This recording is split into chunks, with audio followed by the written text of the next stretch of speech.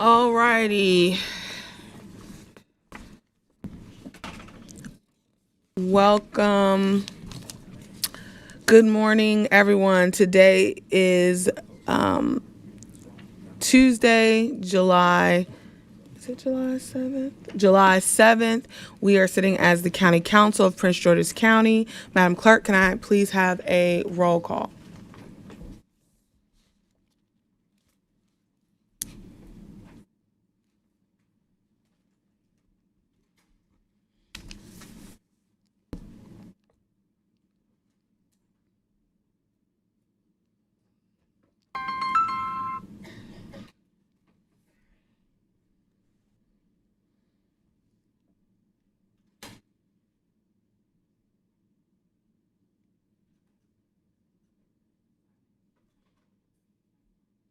No worries.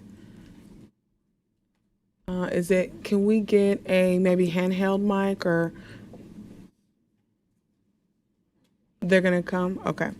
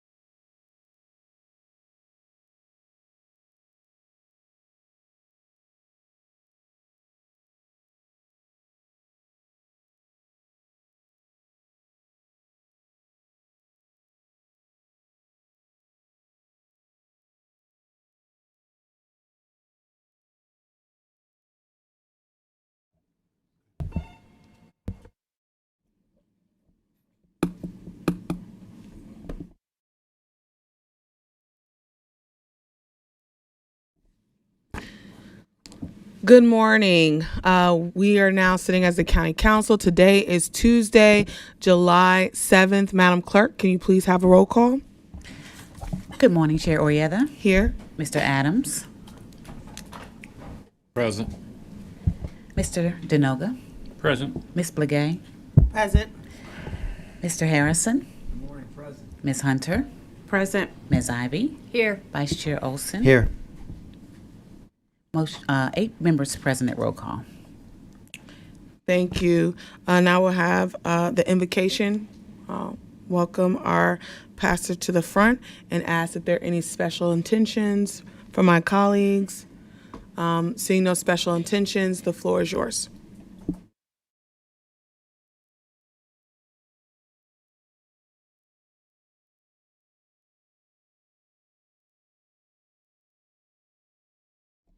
There's a button. Can you help him, Shelley? Thank you. Good morning, and let us pray. Almighty God, creator of all people and giver of every good and perfect gift, we come before you with grateful hearts for the privilege of living and serving in this county. As the County Council today begins its work, we pray that you would grant each member wisdom, discernment, and courage to to make decisions that serve the common good, not any personal interest. May every discussion be marked with civility, mutual respect, and integrity. We pray for the families of Prince George's County, for our children and our seniors, for our educators and our public safety professionals, for our local businesses, and for all who labor every day to make this county a place where every person has the opportunity to thrive. God, we pray that you would bless the work of this council as it seeks to provide safe neighborhoods and excellent schools, affordable housing and economic opportunity, responsible stewardship of the public's resources. Give them the wisdom to balance today's needs with tomorrow's responsibilities, always remembering that behind every budget, every policy, and every decision, the lives of the people they have been elected to represent. We pray especially for those who are struggling, for families facing financial hardships, those seeking employment opportunities, those suffering through grief and other challenges, our young people searching for hope and direction, and our neighbors who feel unseen or unheard. We pray that you would help this council, this governing body, to be an instrument of justice, compassion, and opportunity. May your peace and your presence rest upon this chamber. For it is in your name that we pray. Amen. Amen. Thank you. Now we'll have the Pledge of Allegiance led by Councilmember Adams.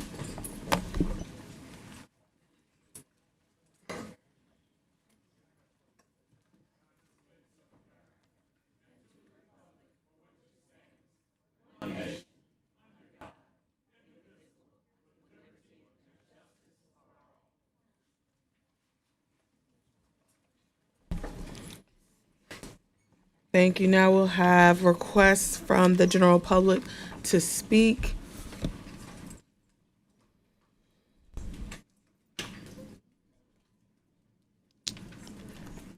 Tanya Stevens. Tanya Stevens. Okay. Next we have, it's both. Both names are the same. Okay, no Stevens. Okay. Today is Legislative Day number 24. Consent agenda, we have approval of County Council minutes dated June 29, 2026, dated 29/2026, 6 p.m. First reading of bills, we have an act, CB 72, an act concerning emergency weather operations fund for the purpose of creating an emergency weather operations fund, establishing a fund to support the full life cycle costs associated with the county's emergency weather response, including pre-event staging, active response, and post-event recovery, providing for disbursements from the fund to be used solely for emergency weather mobilization purposes, including snow and ice control, flooding, high wind events, and other weather-related incidents impacting the county operations and generally relating to emergency weather preparedness and response. This is to be presented by the chair by the request of the county executive and referred to GFOP. Next, we have CB 73, 2026, an ordinance concerning standards for specific sign types for the purpose of amending the height of a sign for certain signs within industrial employment and in industrial employment plan development zones for Prince George's County, to be presented by Councilmember Denoga and referred to PHED. Next, we have CB 74, 2026, an ordinance concerning accessory dwelling units for the purpose of adding definitions, designating areas for accessory dwelling units consistent with authority set forth in state law, setting forth regulations for permitted accessory dwelling units, providing for the prospective application or provisions and amendments adopted herein, and providing a severability clause for provisions related to accessory dwelling units in Prince George's County. Do I need to change the sponsor? Will you sponsor it? Okay. I will take this on for Councilmember Adam Stafford. So this will be presented by me, the chair, and referred to P-Head. Next, we have CR 67, 2026, a resolution concerning stop sign monitoring system, Town of Riverdale Park, for the purpose of providing county council approval of locations for stop sign monitoring systems of the Town of Riverdale Park, and generally regarding stop sign monitoring systems. Are there any additional sponsors?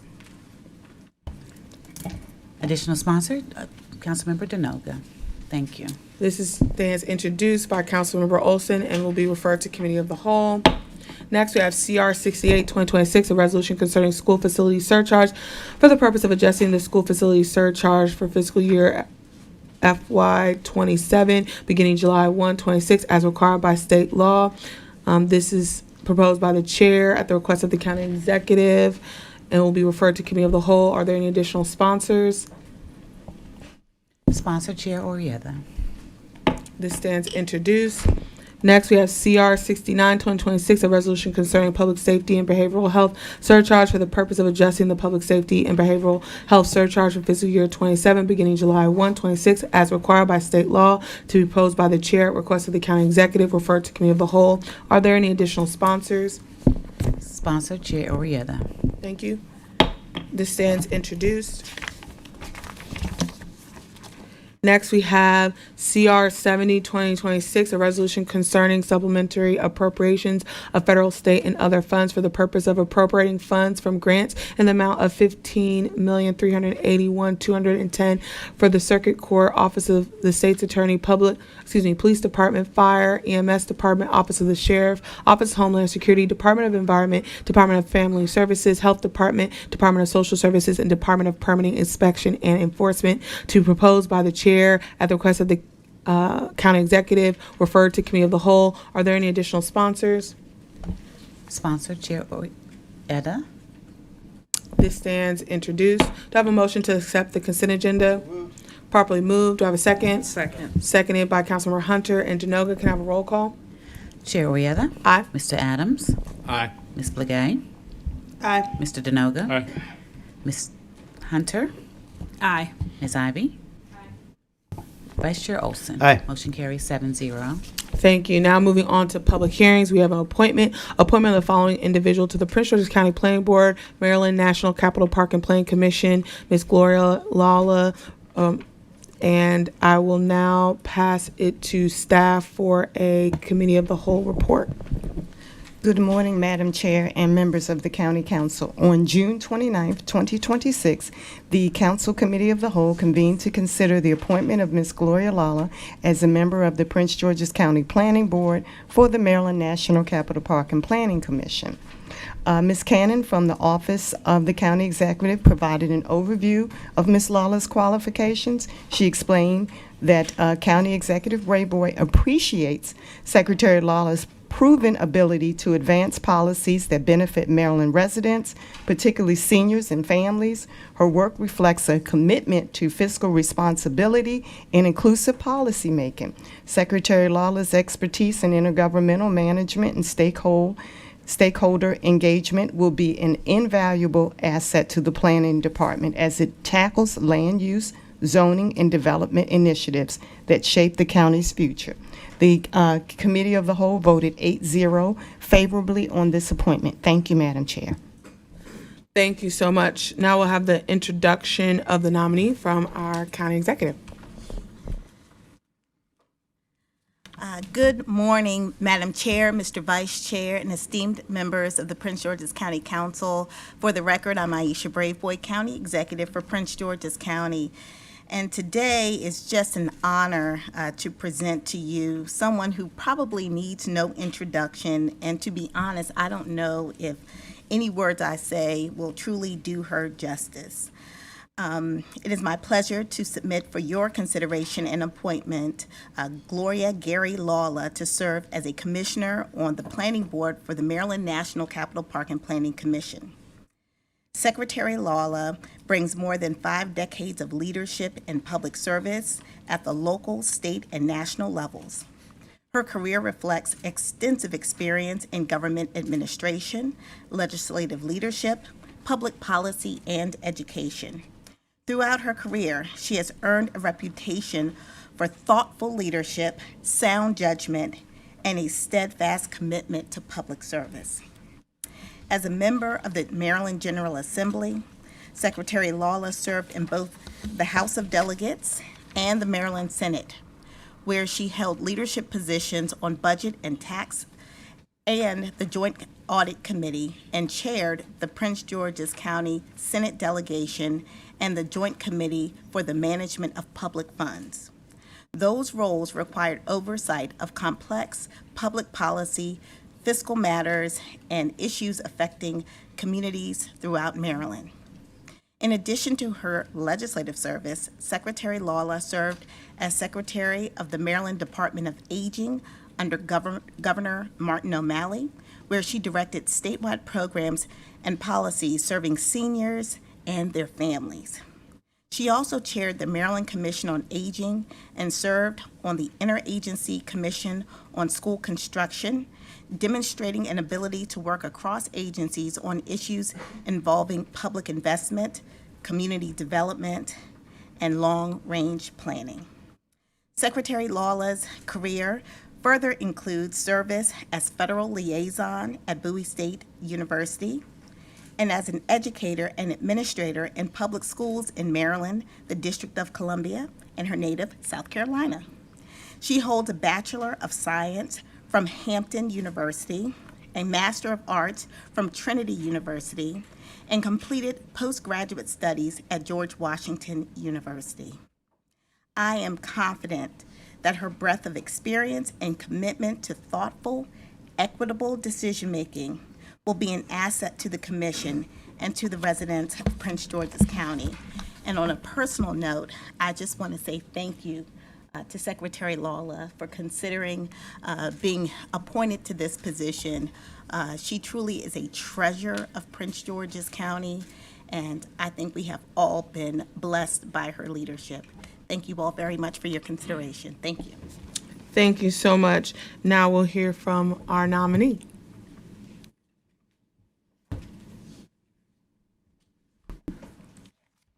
First, let me just say thank you so much, Madam County Executive. Good morning, Madam Chair Oriata, my District 7 representative. So proud. Mr. Vice Chair Olson, and the honorable members of the Prince George's County Council. I am Gloria Lawler. First and foremost, I wish to thank you. Thank you all for your invitation and encouragement to serve as county representative on the Maryland National Capital Park and Planning Commission, Prince George's Planning Board. Founded in 1927. So Maryland National Capital Park and Planning Commission, it's not new. Not quite as old as 1696, which is the county, right?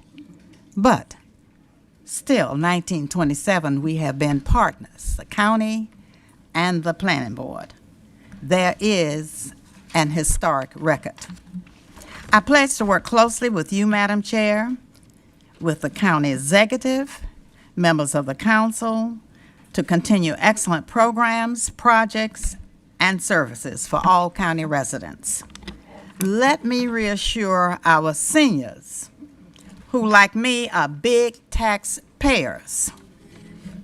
You are reassured that our council, our county exec, Brave Boy, and I, and your former Maryland Secretary of Aging, I pledge my full, united support to them, to work with them for excellent senior programs and services.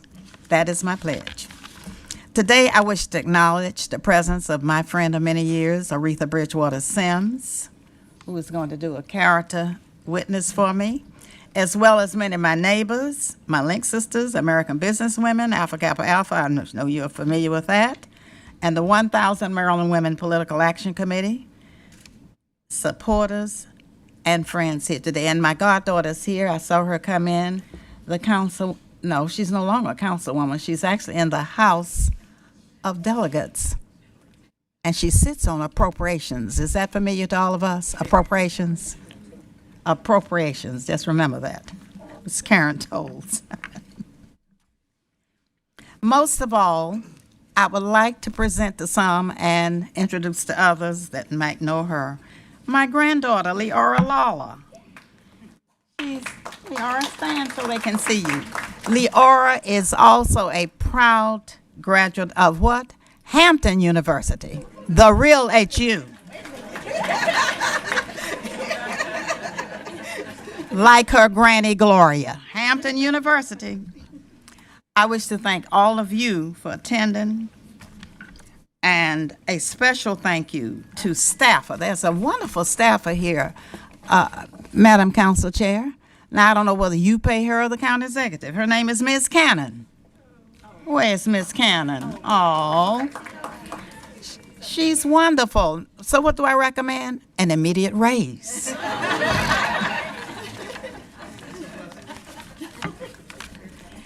Madam Chair, Mr. Vice Chair, honorable council members, again, thanks a million for your hard work on behalf of all of us in Prince George's County, Maryland. I look forward to working with you. God bless. Thank you so much. Now we'll go to individuals signed up for the speakers list. First, we have Greg Smith. And then after Greg Smith, Ms. Bridgewaters.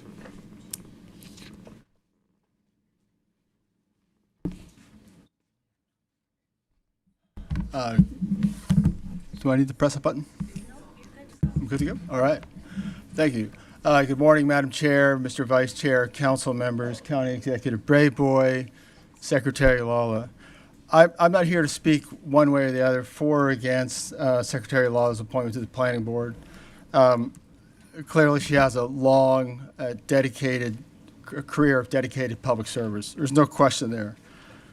My concern here, and some of us raised it in a letter to you that we sent yesterday, and in comments on previous appointments, is the lack of public notice and lack of transparency around these planning board appointments.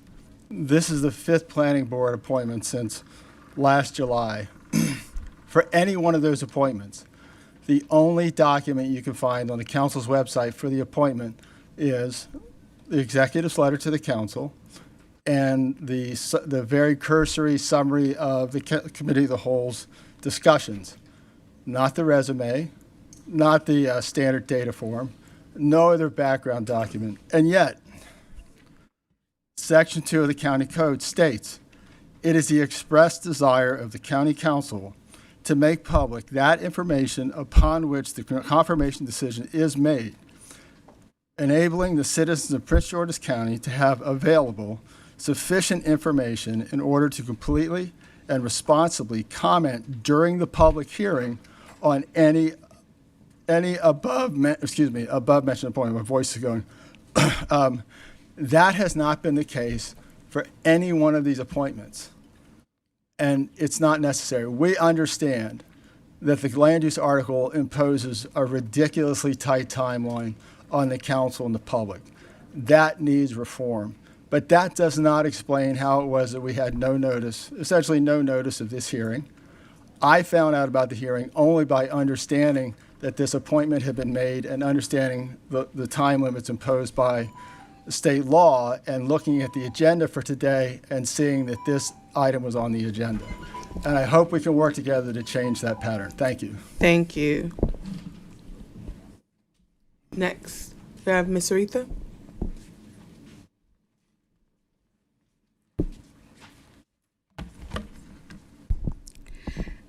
Good morning, Chair Oriata, Vice Chair Olson, my own council representative, Councilmember Danielle Hunter, and Honorable Prince George's County Council members.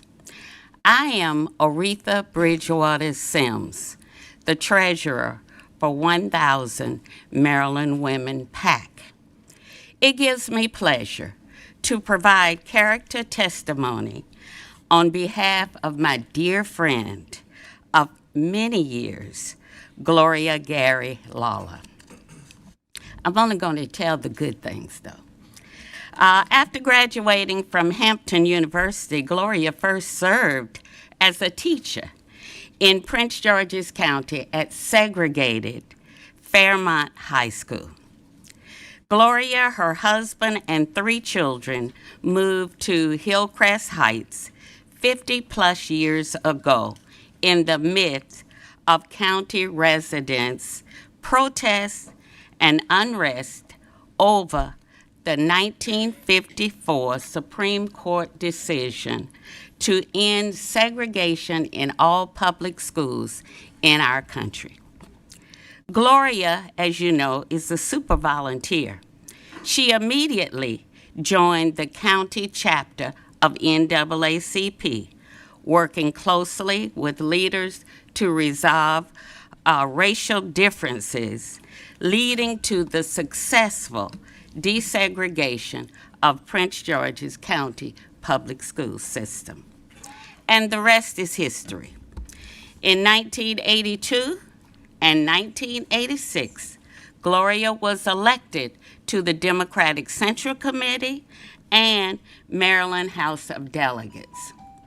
In 1990, Gloria became the first Prince George's County woman to be elected a Maryland State Senator since 1996. Gloria's appointments Thank there. you. I apologize. Oh, okay, thank you. Thank you. Thank you. No, but thank you so But much. could I end by saying, Yes, go ahead. as you can see, my friend Gloria Lawler loves public service. But more than anything else, Gloria loves Prince George's County. Thank you. Thank you. That concludes our speakers list. This public hearing has been held. Do I have a motion? Motion to confirm. Do I have a properly motioned by Councilmember Fisher, seconded by Councilmember Hunter? Can I have a roll call? Chair Oyetha. I will be voting aye. I am so excited for you to be stepping into this role. You are someone that I look up to, someone that has paved the way for so many women, and especially young Black women, about what it is to lead fearlessly and what it is to lead without needing a title. Because some people, they serve and then they kind of go away. And you served and you continue to serve. It doesn't matter about what title or position is in front of your name. You have a true love for Prince George's County. And I hope to leave the same type of legacy that I'm seeing you leave right here in Prince George's County. So this is a very excited and I'm going to forgive you from going to Hampton because we know Howard's the relate you. But I had to fit that in.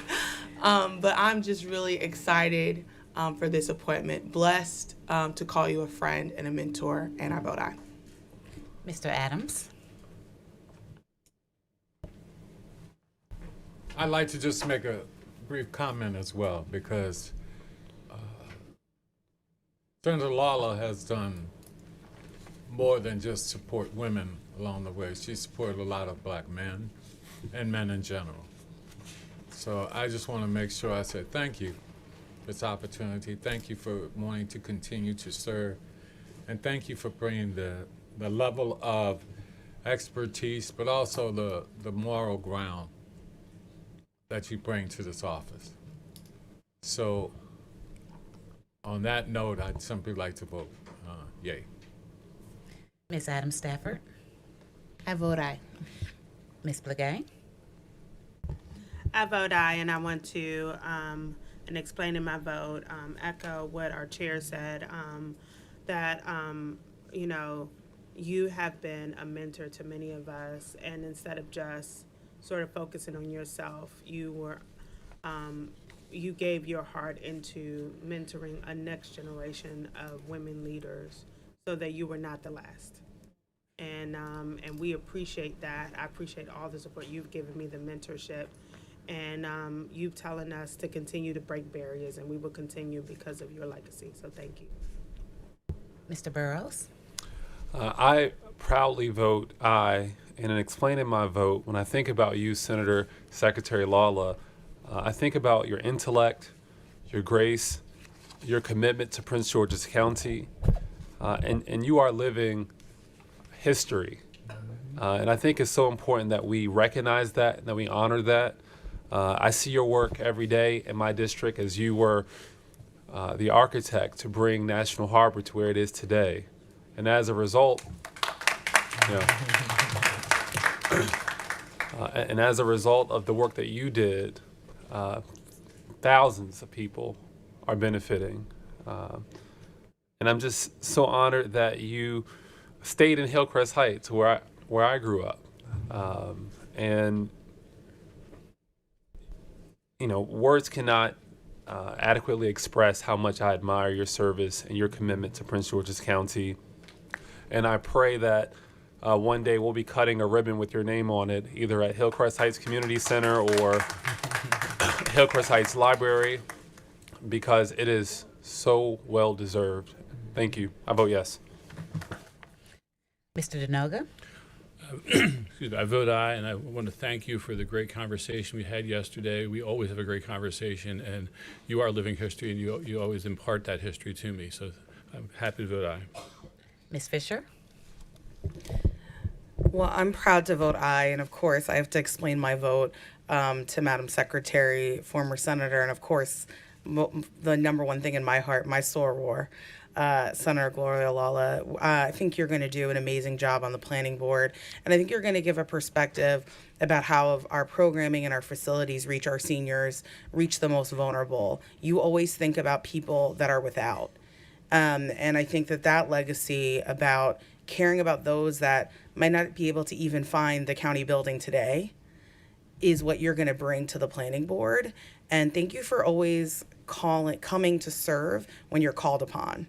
There's a lot of things you could do. I know Madam Exec knows that. There's a lot of places in the state, nationally, internationally, that you could be serving with your time and your experience and your resume, Senator and Secretary. But you chose to continue to serve right back at home. And to me, that's the legacy that you're going to bring to this role. And that's the thing that I wanted to say publicly to you about how grateful it is. Sometimes people don't appreciate when you choose to serve your hometown. And you're choosing to do that. And I'm just so grateful. And I'm proud to vote aye today. Mr. Harrison? Thank you. I vote aye. And I just want to thank Senator Lawler, Secretary Lawler, for your commitment not only to the state, but to our county. Your love for our community is undeniable, and I'm humbled by your service. You continue to show us what service is, and for that, I'm just humbled by your service. So thank you for your commitment to serve on Maryland National Capital Park and Planning Commission, and I know that you'll do a great job. Thank you. Ms. Hunter? I vote aye and explain my vote. I want to thank you for your amazing years of service and what is yet to come. I look forward to having personal and private conversation with you so that I myself could continue down the road of service and community and understand what it takes to fill those shoes. So I vote aye. Ms. Ivy? I'm very happy to vote aye, and I just want to say that I really value how practical you are and how forthright you are. I never have to wonder what you're thinking or what your position's going to be, and I think that's going to be really valuable in this role. I also wanted to send the word from my husband, Glenn, that he wanted to be here to speak for you today, but he's at Nassau and wasn't able to come. But he would also vote aye if he were here. Thank you. Vice Chair Olson? Thank you. I vote aye, and I want to, thank you for continuing your service to Prince George's County. You have so much passion for our community, And I also have appreciated over the years, our conversations, but certainly over the last week when we spoke about your appointment and about, how, and I know that you're going to stand up for the residents of Prince George's County and be demanding of the development community and make sure that they're delivering quality development, and so that is so important. But that's something that you've done for many years. So I am happy to vote aye. Thank you. Motion carries 11-0.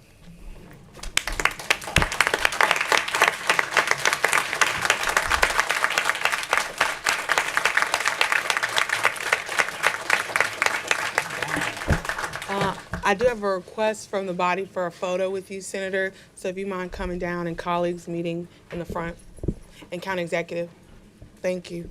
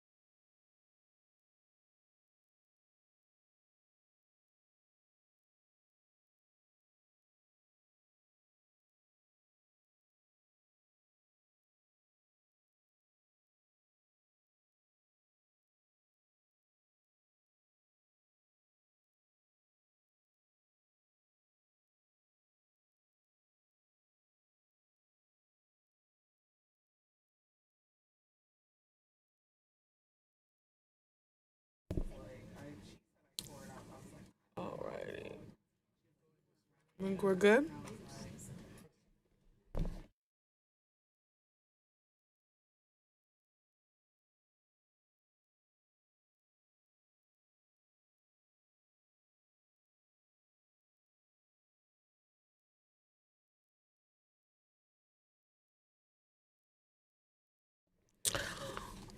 All righty.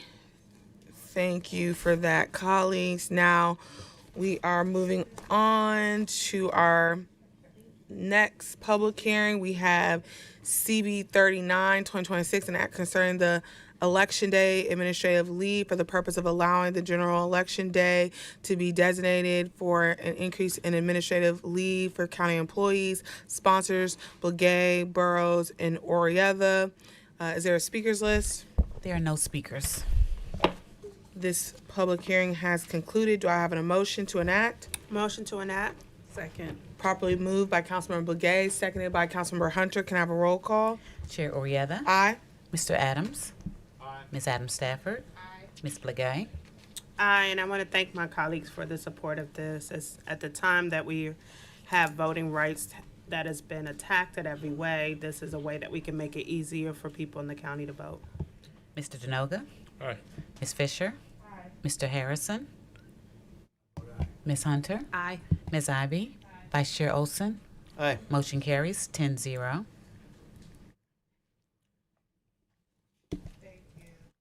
Thank you. Next, we have CB 40, 2026, an act concerning human trafficking awareness notice for the purpose of increasing public awareness, support victims, and encouraging safe reporting of suspected human trafficking, and requiring all hotels, motels, and other similar lodging establishments operating within the county to host a human trafficking awareness notice inside each guest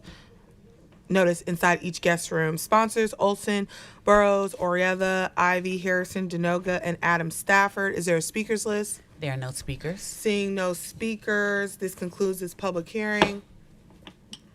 Do I have a motion to enact? So moved.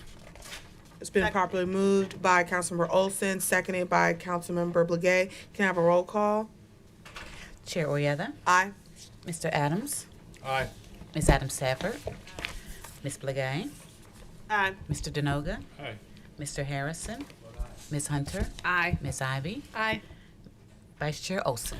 Thank you. I vote aye, and I also want to express my thanks to my colleagues for their support, as well as the County Executive's Office and the Human Rights Commission. Human trafficking does happen in our country and across the world, and so I think this will be a very helpful piece of legislation to raise awareness and make sure that people are aware where they can turn for help. Thank you. Motion carries 9-0. Thank you. Next, we have CR 42, 2026, a resolution concerning payment in lieu of taxes, agreement for the Herman Apartments project, the purpose of approving terms and conditions of a payment in lieu of taxes agreement between Prince George's County, Maryland Community Housing Initiative. This is sponsored by Councilmember Harrison. We'll now have a committee of the whole report. Thank you, Madam Chair. The Prince George's County Council, sitting as the Committee of the Whole, convened on June 29, 2026, to consider CR 42, 2026, a resolution concerning a payment in lieu of taxes agreement for the Herman Apartments projects. The purpose of approving the terms of and conditions of the pilot agreement between Prince George's County and the Community Housing Initiative, which is the owner. CHI, the owner of the project, which will be a 145-unit affordable rental housing community. The project's total development cost is expected to be $51,863,611. After discussion, the Prince George's County Council, sitting as the Committee of the Whole, voted favorably, 6-0. Thank you, Madam Chair. Thank you. Do I have a motion to adopt?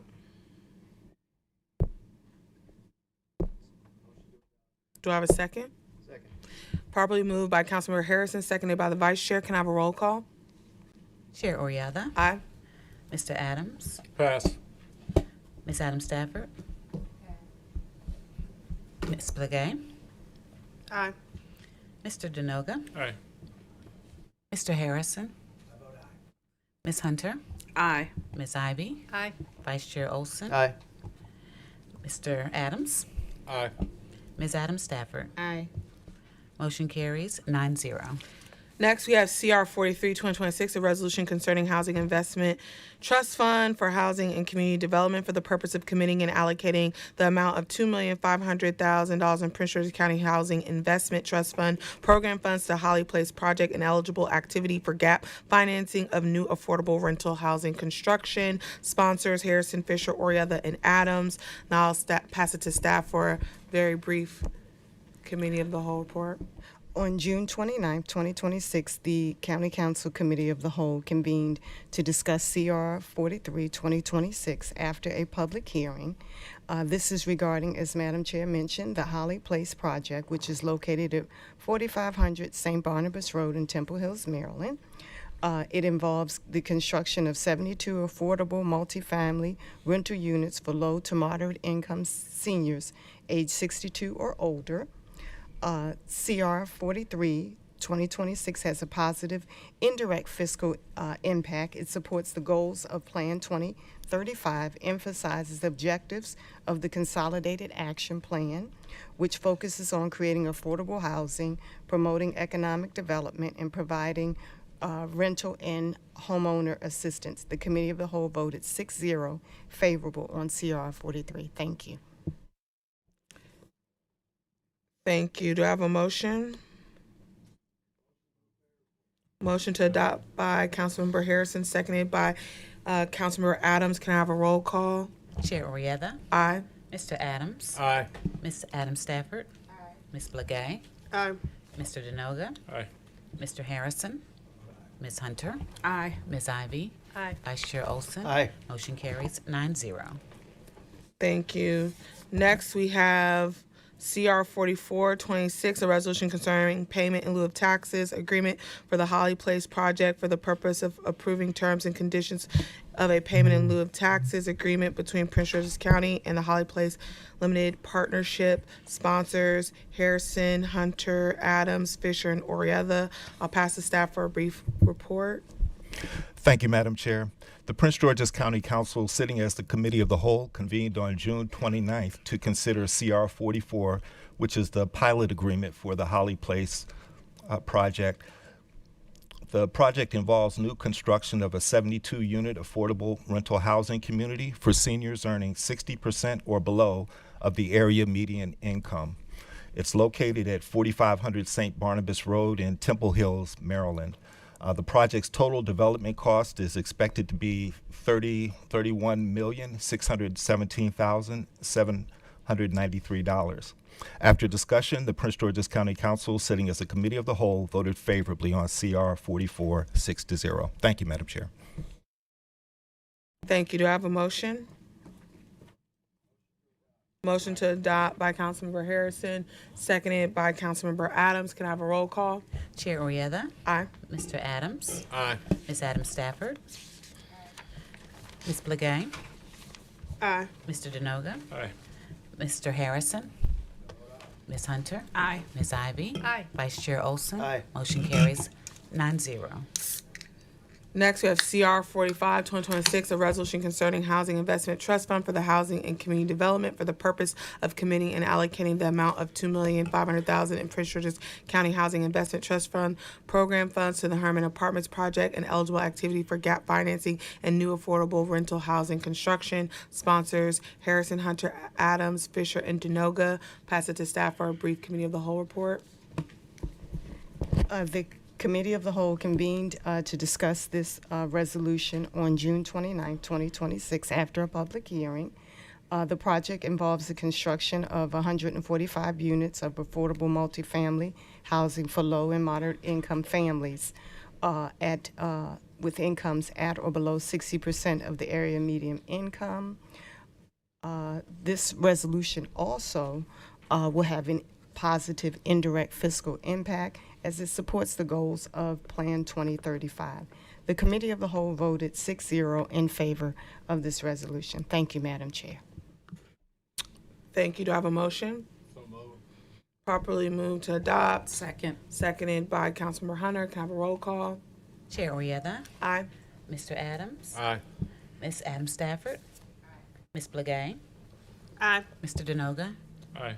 Mr. Harrison, Ms. Hunter, Aye. Ms. Ivy, Aye. Vice Chair Olson. Aye. Motion carries 9-0. Next, we have CR 71, 2026, a resolution concerning Maryland National Capital Park and Planning Commission, Prince George's County members' appointment and geographical balance for the purpose of addressing the geographical distribution and balance of members in the Maryland National Capital Park and Planning Commission and confirming Gloria Lala to serve as a member of the Maryland National Capital Park and Planning Commission of the Prince George's County Planning Board to serve on a part-time basis proposed by the chair by request of the county executive. Do we have any additional sponsors? Additional sponsors, Councilmember Begay, Ivy, Adams, excuse me for that. And Ms. Hunter as well. Thank you. Thank you. This stands introduced. Do I have a motion to suspend the rules? So moved. Properly Second. moved by Councilmember Adams, seconded by the Vice Chair. Can I have a roll call? Chair Oyeta, Aye. Mr. Adams, Aye. Ms. Adams Stafford, Ms. Begay, Mr. Denoga, Aye. Mr. Harrison, Ms. Hunter, Aye. Ms. Ivy, Aye. Vice Chair Olson. Aye. Motion carries 9-0. Now do I have a motion to adopt? Second. Properly moved by Councilmember Adams, seconded by Councilmember Hunter. Can I have a roll call? Chair Orieta, Aye. Mr. Adams, Aye. Ms. Adams Stafford, Ms. Begay, Aye. Mr. Denoga, Aye. Mr. Harrison, Ms. Hunter, Aye. Ms. Ivy, Aye. Vice Chair Olson. Aye. Motion carries 9-0. Thank you. Do I have a motion to recess? Second. Properly moved, second. All those in favor say aye. Aye. We stand in recess. Please remain seated for Committee of the Whole.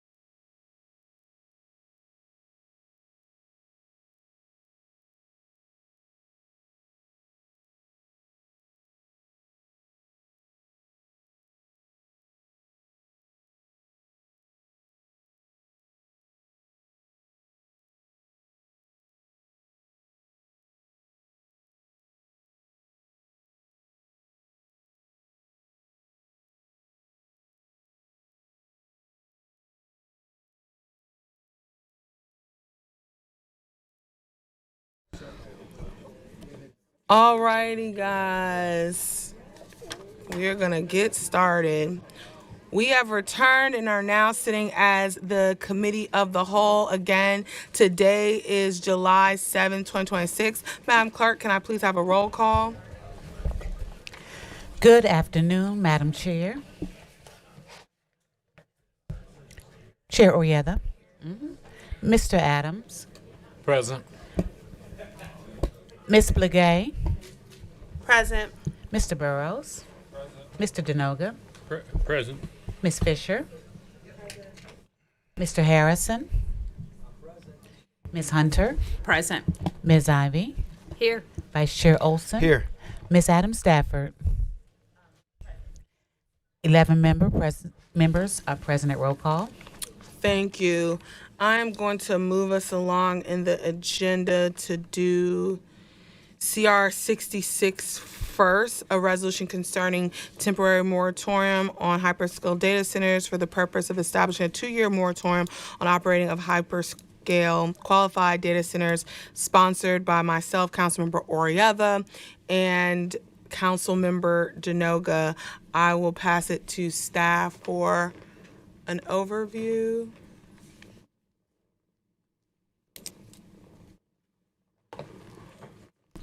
Good afternoon, Madam Chair and members of the County Council. This resolution establishes a 2-year moratorium on the operation of hyperscale qualified data centers. It builds on previous actions taken by the county regarding qualified data center development, including the County Executive Brave Boys Executive Orders, CR 98, 2025, and the recommendations from the Qualified Data Center Task Force. The agenda item summary. Can we turn Yes, up the ma'am. volume? I apologize. Oh, I'm so sorry, It's okay. Madam Some Chair. council members are having difficulty hearing you. Okay, I apologize. I'll start. This resolution, can you hear me now?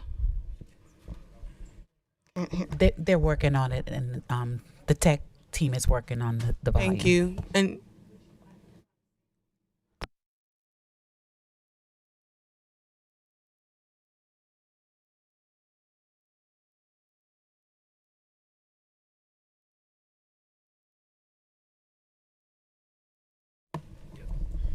okay, it should be working now. You want to try again?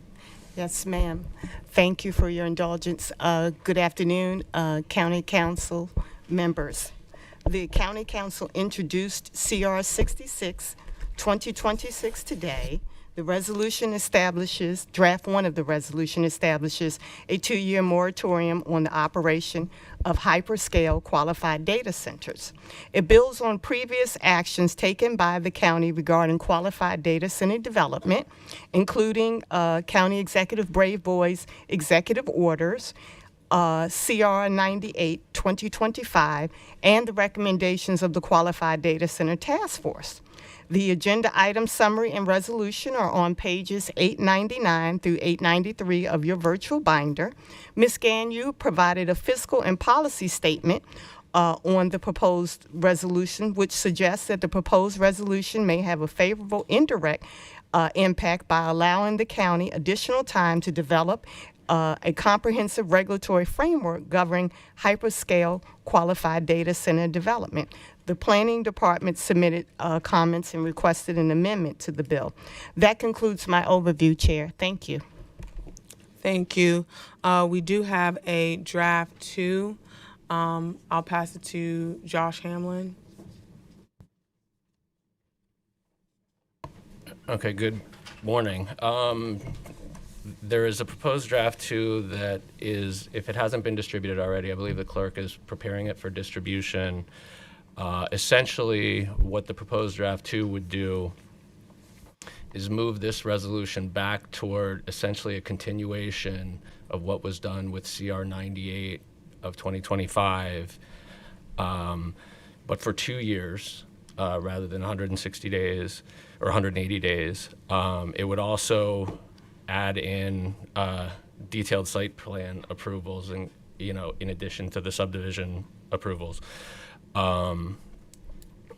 It includes the same sort of language that CR 98 had with regard to sort of an automatic termination when the council adopts comprehensive or enacts comprehensive legislation to regulate data centers, but essentially in every substantive way, with the addition of the DSP provision, it is the same pause that was adopted by CR 98 2025.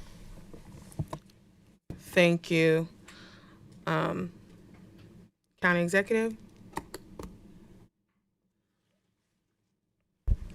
Good morning, Madam Chair, and good morning, members of the council. Devin Martin, Deputy Chief of Staff for County Executive Aisha Braveboy.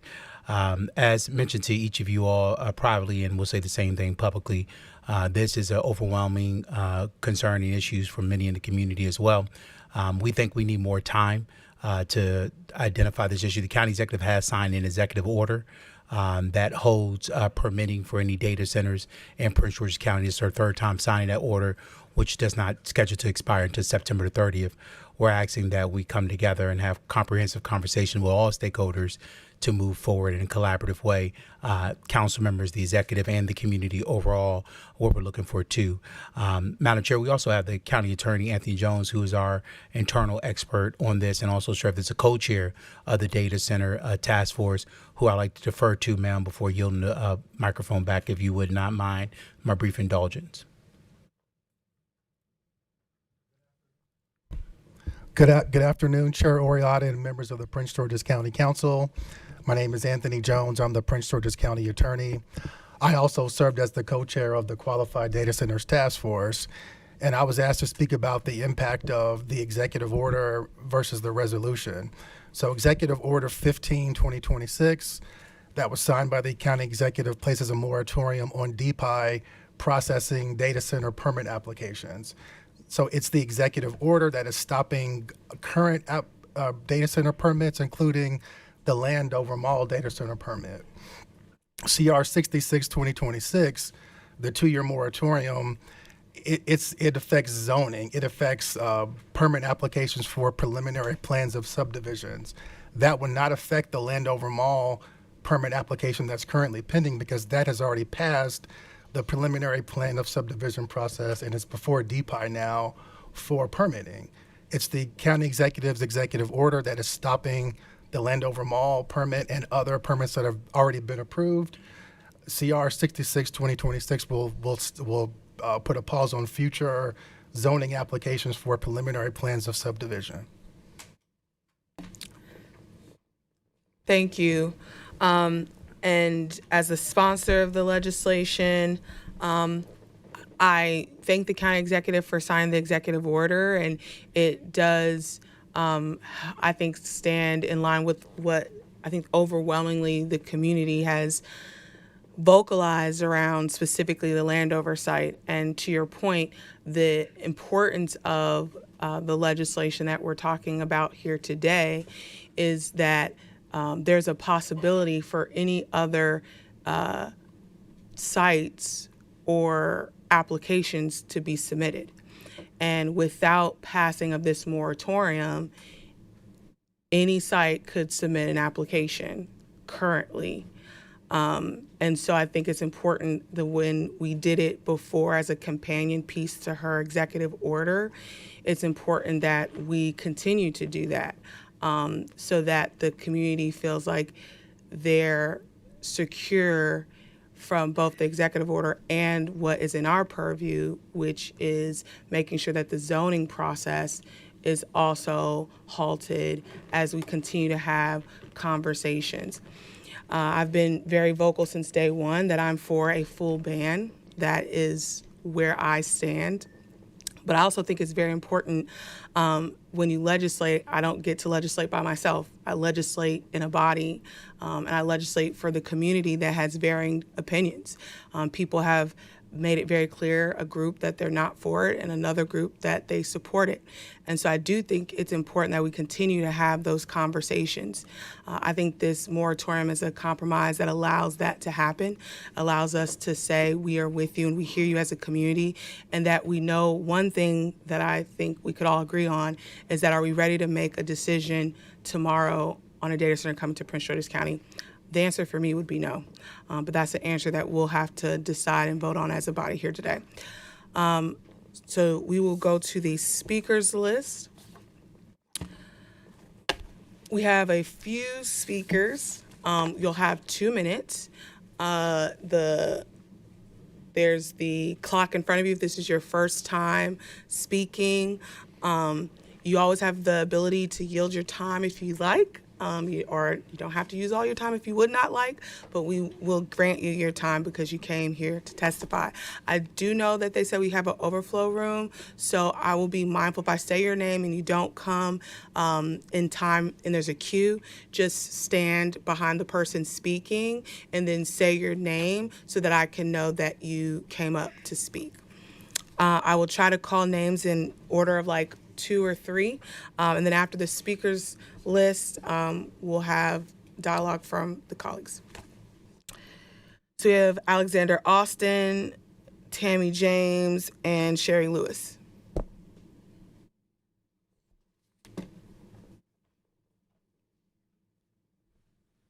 Good afternoon. Madam Chair, Mr. Vice Chair, members of the council, Alexander Austin, President and CEO of the Prince George's Chamber of Commerce, representing a little over 850 businesses throughout Prince George's County and the region. And we respectfully ask the council to reconsider the proposed for CR 66. And while we agree that thoughtful planning and responsible development should be the hierarchy, a 2-year moratorium is too long.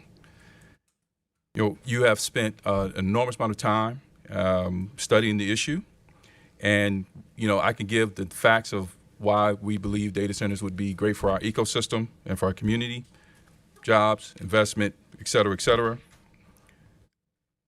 We're asking to limit the moratorium to 6 months versus 2 years, and give consideration for the Maryland General Assembly study, which is going to be released in December, to produce report. And then collectively, it is my confidence that we will create positive legislation that will balance both protecting the community and moving our ecosystem forward. Thank you for your time. Thank you.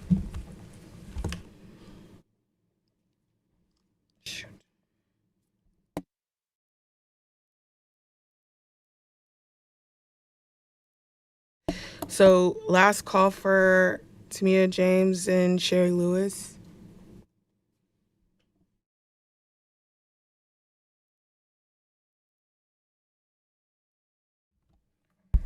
Good evening. I wanted to go over some facts and fiction about jobs and economic impact of a data center. Thank you for having me. Fiction. Data centers do not create real local jobs, just a handful of tech workers. Fact. A data center project of this scale in Prince George's County typically supports roughly 2,400 total jobs annually during construction. Once fully operational, a campus of this type of support supports several hundred direct operation jobs and well over thousands total supported jobs. For example, construction trades include electricians, pipe fitters, iron workers, HVAC tech, concrete crews, steel, and sheet metal workers. Fiction. The tax revenue projections are inflated and won't materialize. Fact. A campus of this scale can generate tens of millions of dollars in Prince George's County tax revenue. In its first operational year, with revenue growing substantially as additional phases come online, Loudoun County, Virginia, earned $875 million in data center tax revenue in 2024, equal to 38% of its county budget from just 3% of its land. Fiction. Local businesses won't benefit. Fact. Projects of this scale can drive major local economic activity during construction, workflows to local electrical contractors, pipe fitters, HVAC technicians. Thank you. Thank you for your time. Sherry Lewis, and then after Jermeen Hargraves, Claude Rucker, and Deidre Roy. Good afternoon, Madam Chair, council members, and guests.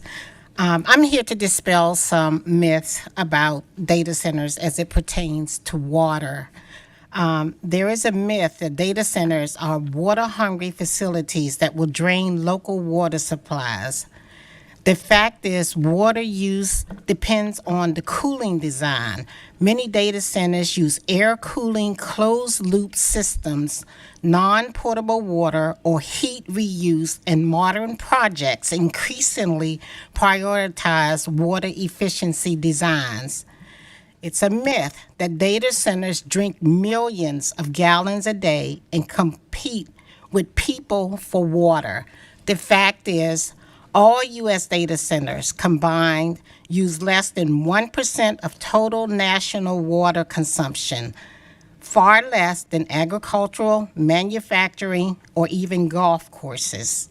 In California, data centers use about 17 billion gallons per year, compared with roughly 1.3 trillion gallons for agricultural. It's a myth that most data centers are in water-stressed areas, so this must be one of them.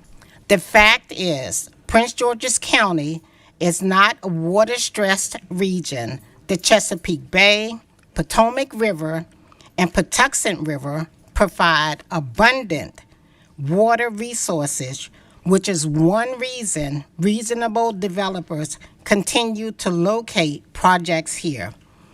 Another myth is our data centers have caused water shortages.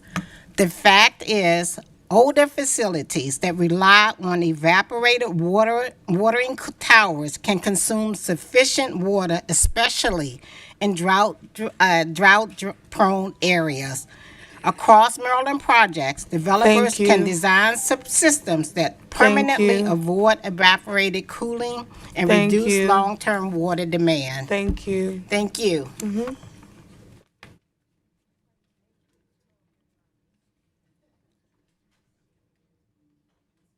Hargraves, Rucker, and Roy.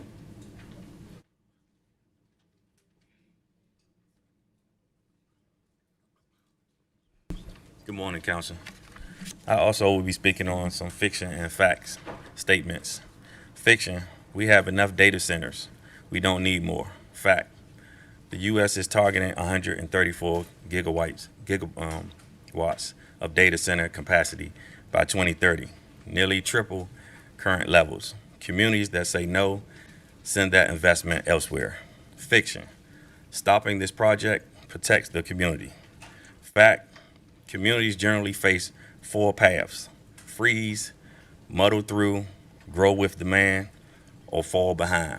The option with grows with demand creates jobs, tax revenue, economic output, and grind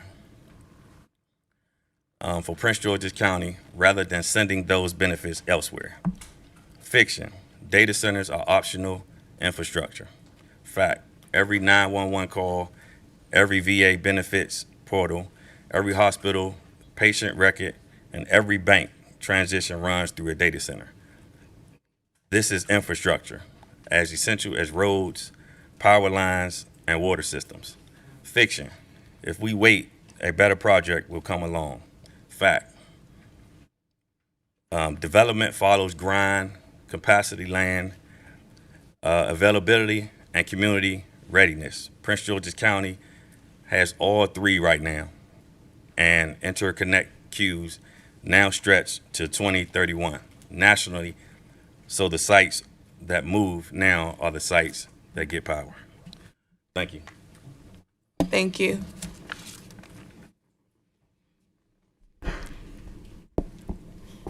And when you hear your name, you can stand in a line if you don't have to wait to get up. Go ahead. Good morning, council members. Morning. I'm speaking on the power and the grid. We can all agree that the state needs to require developers to fund grid upgrades. Well, this requirement is already in place. On May 12, 2026, Governor Wes Moore signed the Utility Relief Act, HB 1532, building on the 2025 Next Generation Energy Act. Under these laws, data center developers must fund necessary energy infrastructures upgrades, ensuring no cost burden is shifted to Maryland ratepayers. Now let's talk fact over fiction. There's a worry that data centers will overload the local grid and raise electricity rates for Pepco customers. The fact is, evidence suggests the opposite. A Lawrence Berkeley National Laboratory analysis found that markets with significant data center growth saw household electricity bill reduced by up to 2% through 2025. The CEO of PGE has stated that for every 1 gigawatt of data center load, customer bills may decrease by approximately 1 to 2%. Developers pay 100% of the cost to interconnect and upgrade the grid, and Pepco conducts independent load studies before any service agreement is executed in Prince George's County. There's a fear that the grid cannot handle data centers and outages will increase. But the fact is, data centers are engineered with N+1 or 2N redundancy and are designed to be grid-stable loads. They do not cause outages. They are built to withstand them through on-site backup generation and resilient infrastructure. Fiction. Data centers use an excessive and unsustainable amount of power. The fact is, while global data centers demand is projected to reach 945 terawatt hours by 2030, the industry continues to make rapid efficiency gains. Modern data centers deliver significantly more computing you. output per watt than just 5 years ago. Thank you.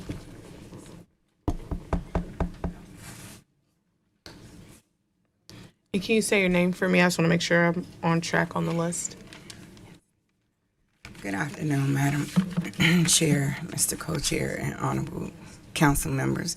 My name is Deirdre Roy, and I'm here to speak on the fact over fiction as it applies to daily dependence on data centers. Fiction. Data centers serve big tech and AI companies. They don't really touch the daily lives of ordinary people. The fact is, daily life in PG County already runs on data centers.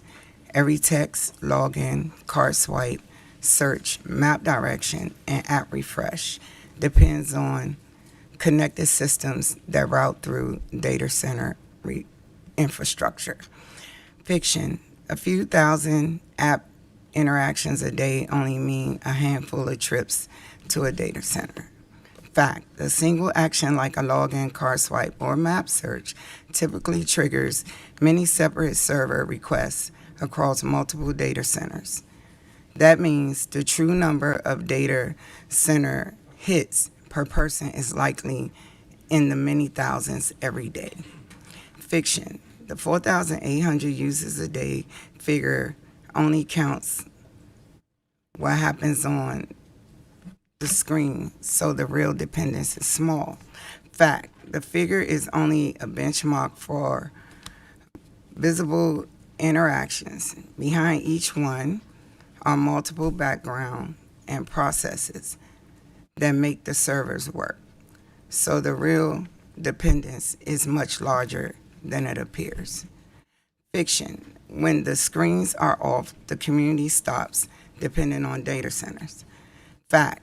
Dependence never pauses. Phones sync overnight. Photos and files back up. Software and security updates download. Payment networks settle transactions. Thank you. Thank you. John Robinson, Greg Smith, Herb Jones.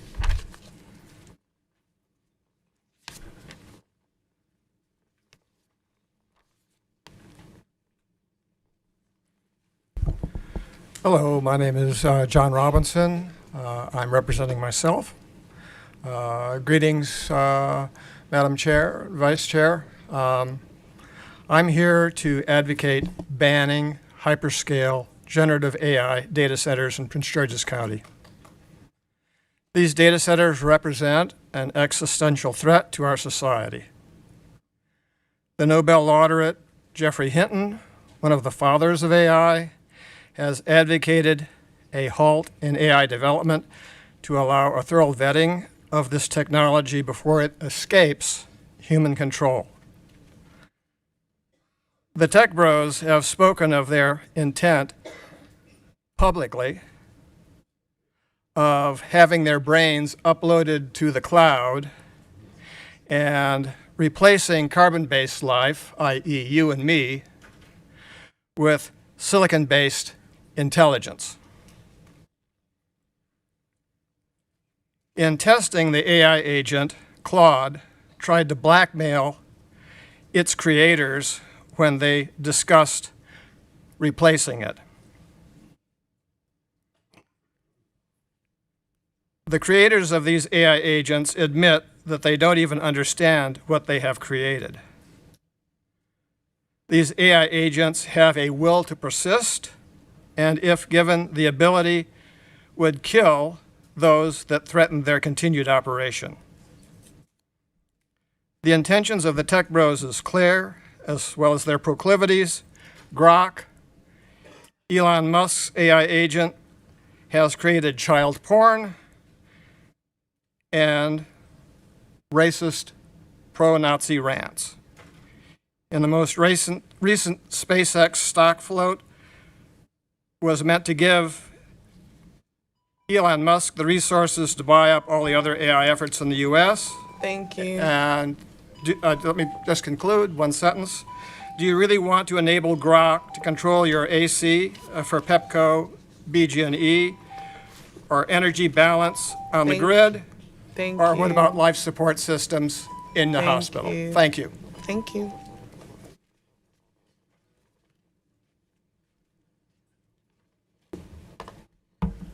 Good afternoon, Madam Chair, Mr. Vice Chair, council members. Good to see you again. For the record, I'm Greg Smith. I serve on the board of Sustainable Hyattsville. I'm not being paid to speak here today. It would be nice to know whether other individuals who are speaking here today in favor of data centers or against them are being paid to do so. If they are, that makes them paid lobbyists, and they should be registered as such. I support the 2-year moratorium on data centers. Our coalition sent you all a letter yesterday. Sorry it was so late, but we support expanding the scope of the moratorium to include all land use approvals and permitting. I know the county executive carved out permitting as being her bailiwick or her realm. I don't know legally whether or not the council could impose a moratorium on permitting, but that would be absolutely appropriate.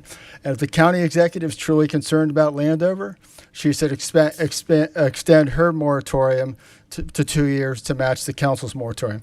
That's my suggestion. Let's put this in a little bit of context. Twice, I believe it's Jason Stanek from PJM has stated publicly that we are looking at the probability of rolling blackouts, brownouts or blackouts, by June of 2027 because of stress on the grid.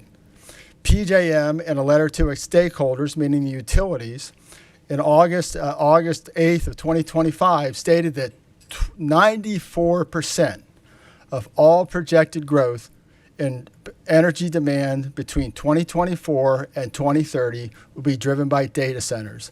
That's the first time I saw them make such a frank admission rather than dancing around the issue. Straight up, 94% of all projected demand. There is no way data centers aren't having an oversized impact on our energy supplies, the stability of our grid, and what our ratepayers are paying. Thank you very much for your time. Thank you.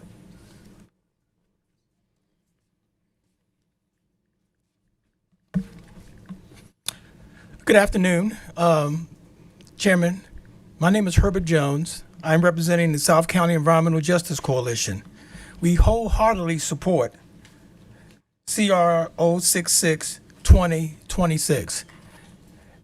As Greg just said, the PJM, and I know many of you talked about the PJM, has made it clear that the number one driver behind electric rates are data centers, namely the data centers in Virginia. So the regulatory framework that you talked about is very important.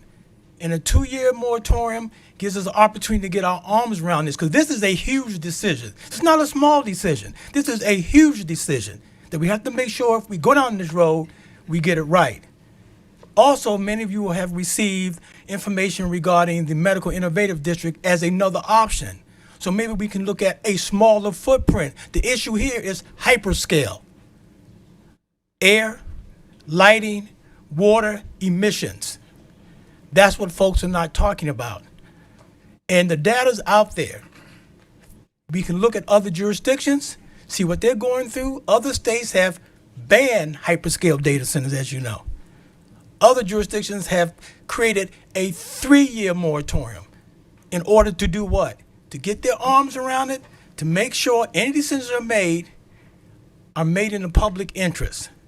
That's the leading projection in terms of what the South County Environmental Justice Coalition is looking at. Is this going to be in the public interest? And at the end of the day, when it's all said and done, and when Ms. Jones down the street has a very high utility bill, where is she going to go? Because the bills will go up. Make no mistake about it, the PJM has said it. And if you're going to have any conversation with all the stakeholders, you must have the PJM, the North Alliance Reliability Council, to have a real discussion. Thank you. Thank you. Taylor Frazier, Reginald Martin, Claire Flintoff.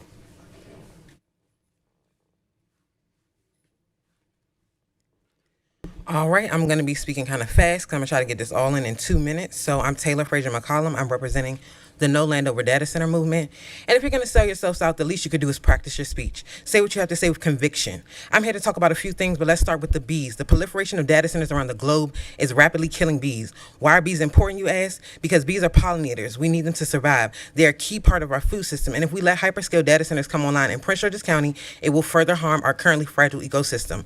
We are in a drought in Maryland and just finished a life-ending heat wave. People are losing their lives from heat, and studies have proven that data centers create heat islands where temperatures are raised in the surrounding areas of the data centers. Why is this even a debate? Because we need money. Virginia as a state lost $1.9 billion to data center incentives. So I don't care how much they gained, they lost $1.9 billion. So at what cost will Prince George's bring data centers online? If they place data centers in rural and agricultural zones in the county, our ecosystem gets even more harm. As the force that is Stacey Hartwell says, there is no planet B. If members of this very council live in this county, will they get special air filtration systems on their homes or walk around wearing gas masks? If not, they will be breathing the same polluted air that we will be forced to breathe if hyperscale data center expansion runs rampant in our county. It doesn't matter if your shirt is orange, green, purple, or blue. You'll be forced to breathe the same unclean air and drink dirty data center water. Is it really considered radical to want clean air and clean water? The union never came out to take credit for the colorful shirts and hats you see today, but I'm told by non-county resident Barry O'Connell that they are union reps. I say prove it.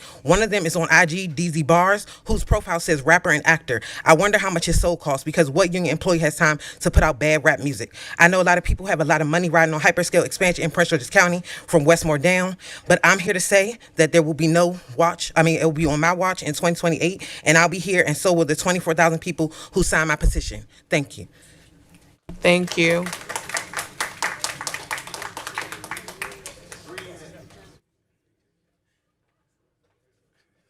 Wow. Good afternoon. Good afternoon, Chair and Council. My name is Reggie Martin. I'm a citizen in Fort Washington, Maryland, and a recent candidate. I'm here on behalf of CR 66. I am in favor. I think it's a good start. I also echo what Mr. Smith and Mr. Jones had to say regarding this issue. So, with that being said, the only fact that I want to point out is that the people should be involved in this process. Let the people decide whether or not this is a good thing for our community. I yield my time. Thank you.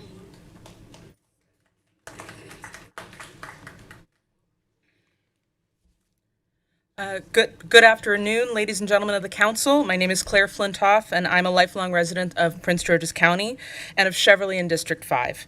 I come before you today to urge you to adopt this resolution as a first step toward regulating any future construction and operation of data centers in our county. I appreciate the work and responsiveness of those council members who have listened to their constituents, to their concerns, who have not run away from them, even when the heat was on at public meetings and forums, and have not dismissed their concerns as the result of misinformation or ignorance. By contrast, there seems to be a lot of what we'll call misinformation among opponents of this resolution. At a July 1st rally, one of the pro-data center folks who showed up in matching orange shirts and hats yelled in response to an anti-data center speaker talking about the environmental damage that these hyperscale projects cause. That young man shouted, "It's already dirty," where it meant our water, our air, or worse, our whole county, as if that's a good reason to further pollute our home. I am sure that is not a stance anyone here on the council would support.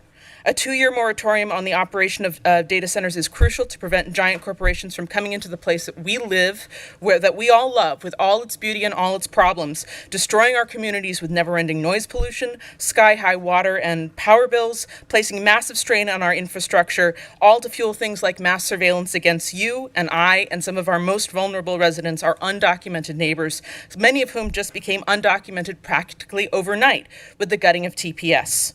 Any jobs data centers bring are extremely temporary, and many are for out-of-state workers, not Marylanders. This resolution is a first step to protecting all of us, but it cannot be the last. I am concerned by the current language of the first draft that does not match the fiscal background and summary of the first page. The background explicitly states that the moratorium would not just limit operation of data centers over the next 2 years, but also the issuing of building and grading permits, which presumably means it would stop data centers entirely from being built. That language needs to be clarified, and I welcome any further comment from the council. Thank you. Thank you. For clarification, the draft 2 has the language that you mentioned in it, the draft that we will be voting on today. Next, we have Tammy,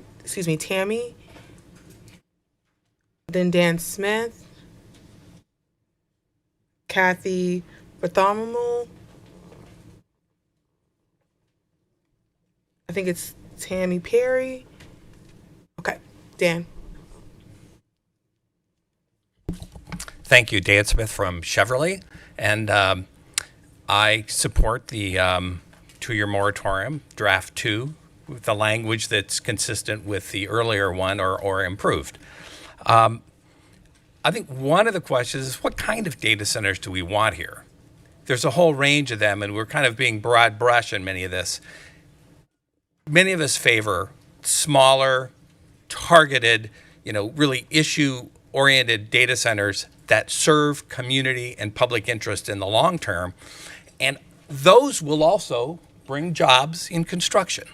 So at a fall forum that Councilmember Blagay sponsored in Bowie on technology in the future, the county's Office of Information Technology Director, I think director or one of the lead people there, talked about their long-term strategy and plan.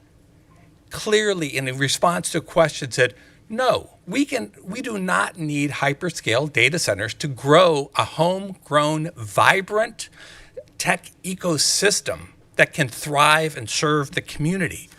So hyperscale centers are not needed for that. So while we take this time, let's look forward to a thorough, thoughtful, public, in-depth assessment of data center impacts. This should not begin, I must say, with an executive top-down action for a zoning text amendment that would establish areas where hyperscale data centers could be located in the county. So what are the next steps? I urge this robust infrastructure, investigation, and that we really look at what technology do we want here. There may not need to be a need for a detailed regulatory bill for a class of technology that we may determine has no place here. Thank you. And it might have been Tony, I apologize.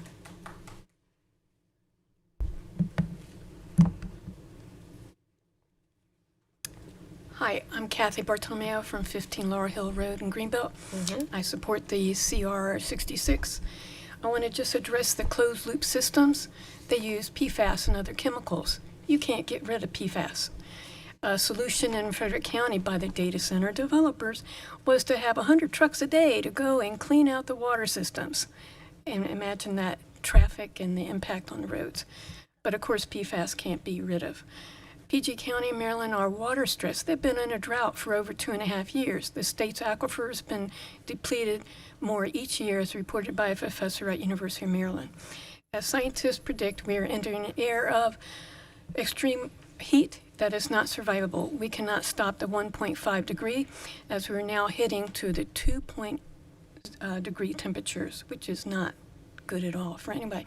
The number of days of heat waves will increase as reported by Democracy Now!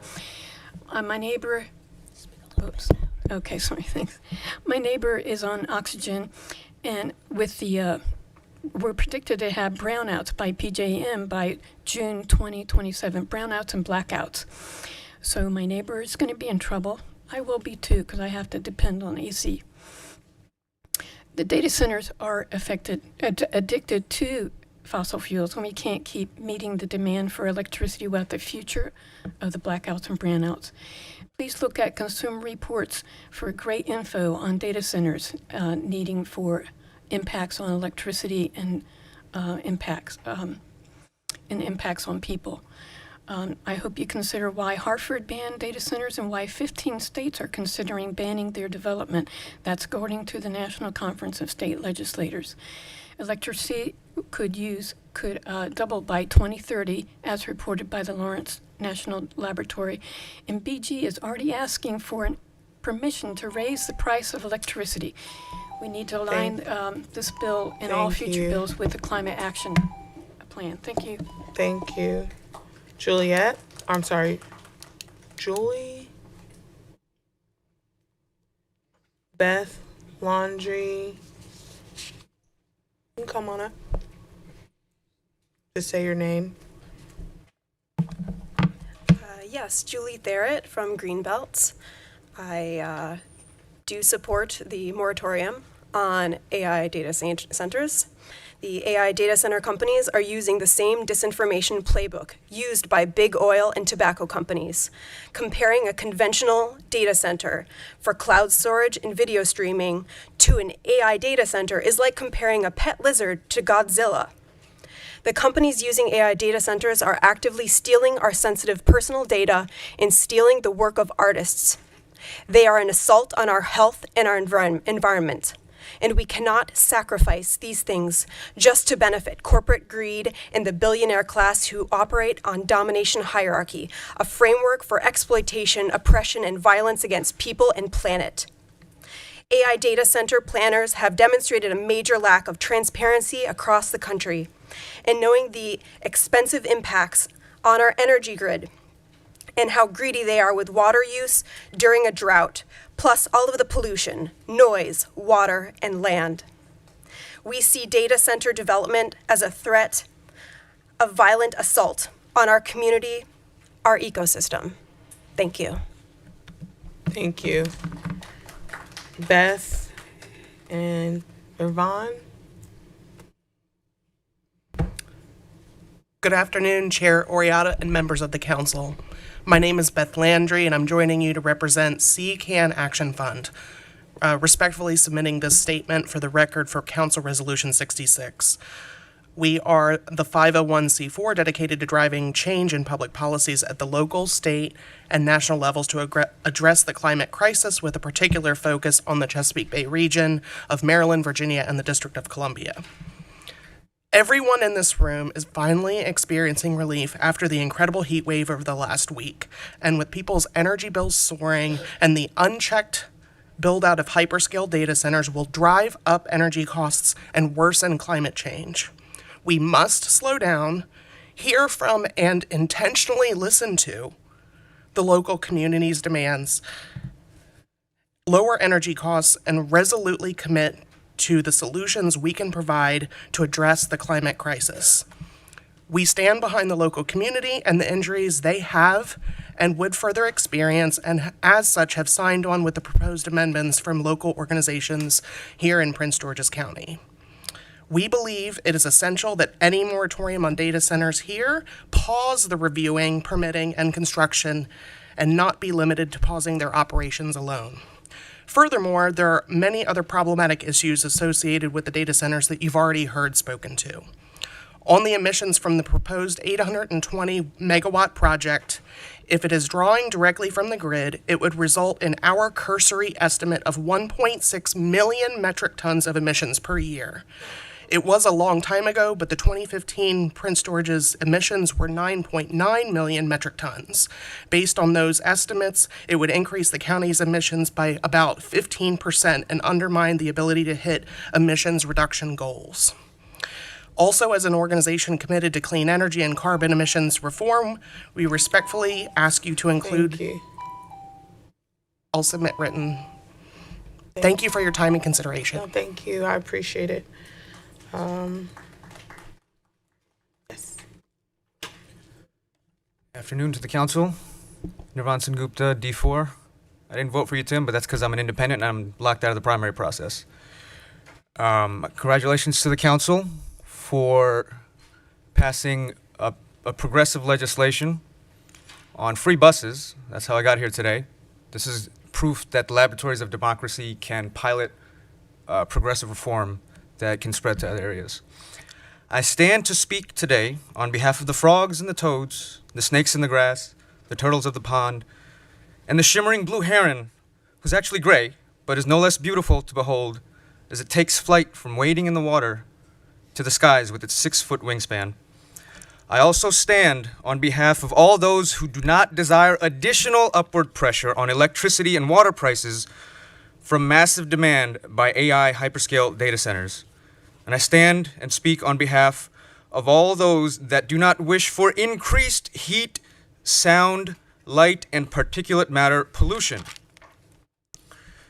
Through the school bus windows, the sight of the old Sears down the road from Kenmore Middle School was a happy sight for me. School was a pleasant memory. Prince George's County Public Schools and the local parks have been good to me.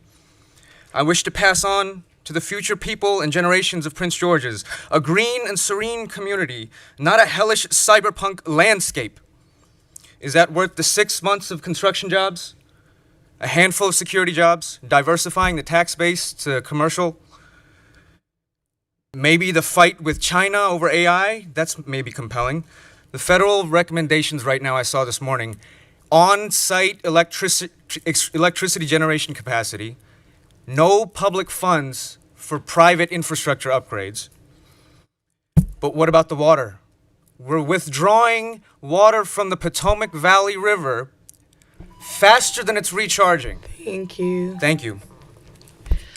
Next, we have Sandra, Mike Dempsey, Victoria Leonard.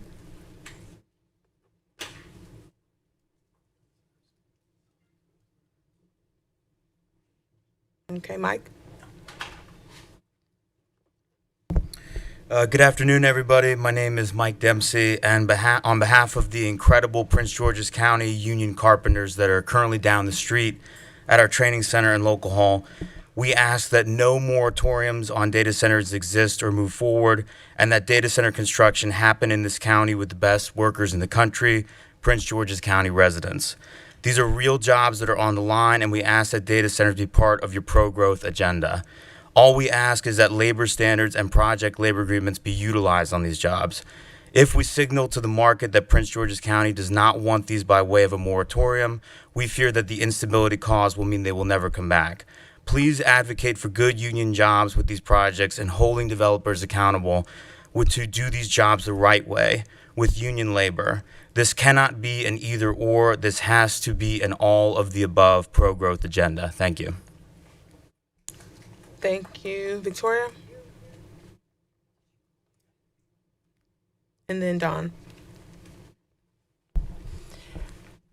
Good afternoon. I'm Victoria Leonard, and thank you, Chair Oriata, for the opportunity to speak.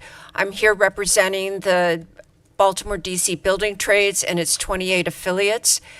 And I was also a member of the task force that Mr. Jones, the data center task force that Mr. Jones co-chaired, and that Councilmember Burrows organized and was also present at the meetings along with Councilmember Bouquet. On behalf of the building trades, we don't think a 2-year moratorium is necessary. We did all of the work that the previous speakers have talked about as part of the data center task force. We presented a report to the council. So all of the information is there. I think you all should be ready to move forward. It's my understanding there are some council members already working on legislation that's very thoughtful and taking the recommendations from that data center task force report. So on behalf of the building trades, we respectfully ask that there not be a 2-year moratorium. It seems very excessive and really not necessary. Thank you.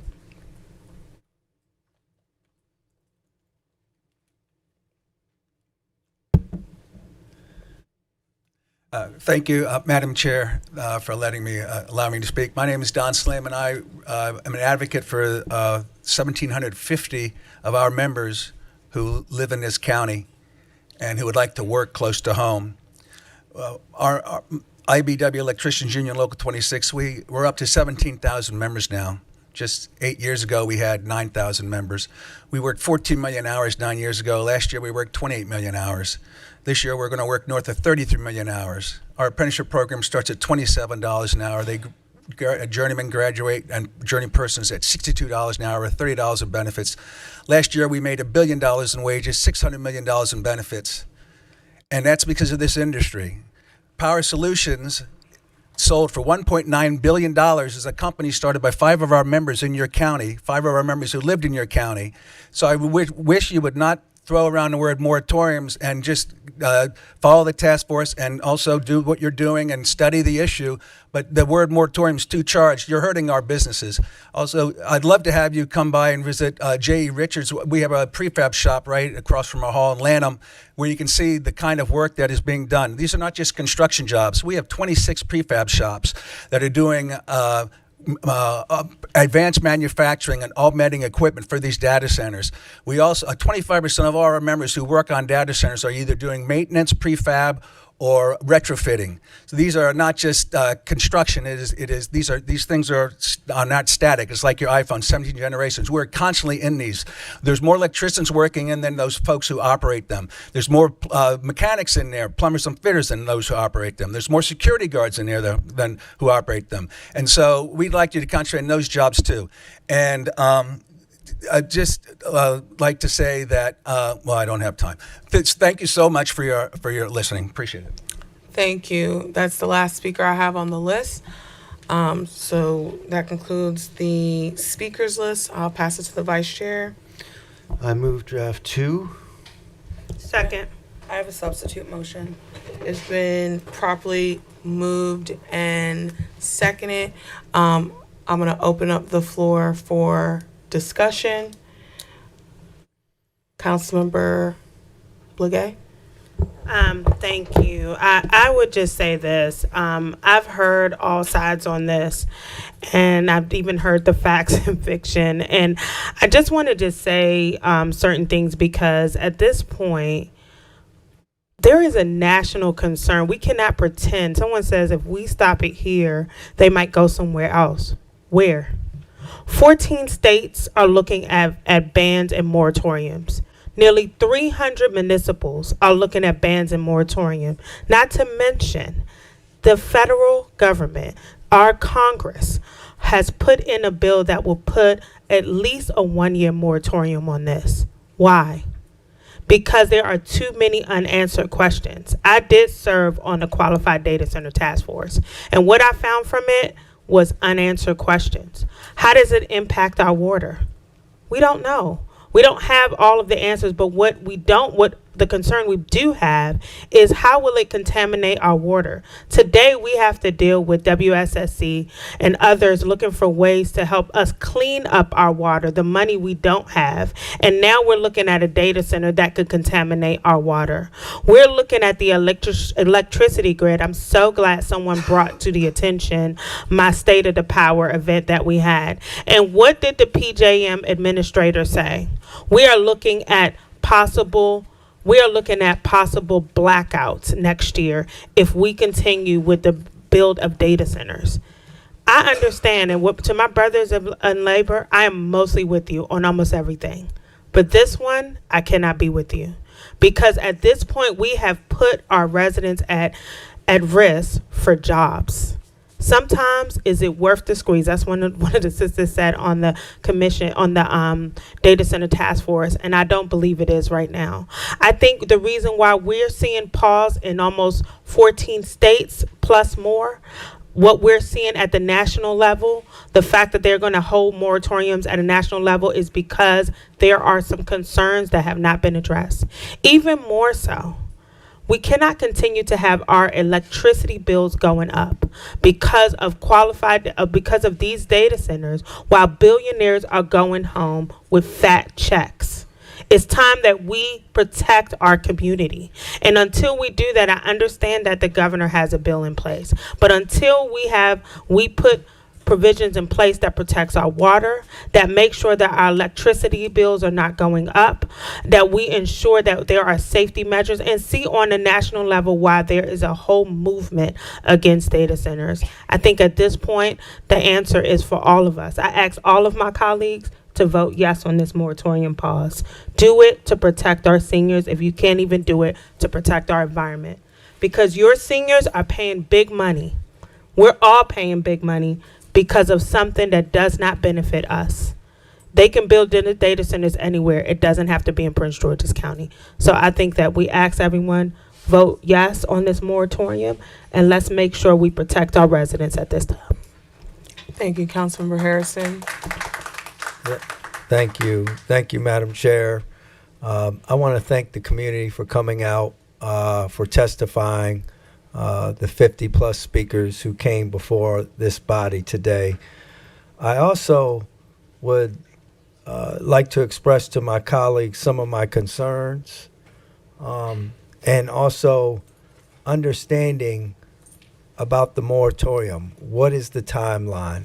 I don't necessarily agree with the 2-year moratorium, but would like to hear from my colleagues about what that timeline should be for the moratorium, and I believe that deserves more discussion about this. In addition, I believe that this council should focus on opportunities surrounding energy resiliency through our land use article that allows us to create our own energy generation. We keep on talking about data centers that provide consumption, but we in this county don't generate any energy. And so I think there needs to be a solid conversation about what that looks like. I believe the Chamber of Commerce needs to be a part of that process as well. Now, I've conducted an extensive research on data centers across the nation, including a comprehensive tour of facilities in Loudoun County over the last 8 years. While data centers offer significant financial benefits to the county revenues through tax diversification, they also present trade-offs that impact communities from health, environmental, and utility strain perspectives. I am a proponent of diversifying our tax base. Mr. Martin, I am a proponent of diversifying our tax base. However, I note that neighboring jurisdictions with over 200 data centers derive more than 42% of their local tax base from these facilities. I've observed the construction of these data centers in close proximity to residential and commercial areas amongst commerce areas. The long-term impacts of these data centers, particularly over the next 2 decades, have not been fully vetted or understood yet. I express my reservation with a strong sense of empathy regarding the concerns of our constituents. It is imperative that we actively listen to their perspectives and engage them in discussions collaboratively while we all develop solutions together. The pace of technology advancement is accelerating beyond our collective comprehension. Our collective comprehension. Any council member, including myself, to fully claim that they grasp the entirety of how fast technology is moving, in my assessment, is a misrepresentation. We must implement robust safeguards through the understanding of utility consumption, essentially along with the exploration of technologies that can minimize consumption. From an environmental standpoint, we must identify methods to reduce utility usage. There's so much more that we need to learn as this body. We have more work to do, I believe. And I believe there are areas that we should work and focus on. This is the first one, Madam Chair. A comprehensive mapping effort by Maryland National Capital Park and Planning Commission to assess the efficiencies and deficiencies of current utilities and their effective utilization within our county geographically, that illustrates where we are strong and where we are weak. None of us knows this. None of us have seen the mapping throughout the county to understand where we're strong or weak to utility hookup. Also, we must be willing, as Councilmember Begay say, is to make sure that all upgrades and infrastructures, they cannot be passed down. The governor put a bill in to make sure of that.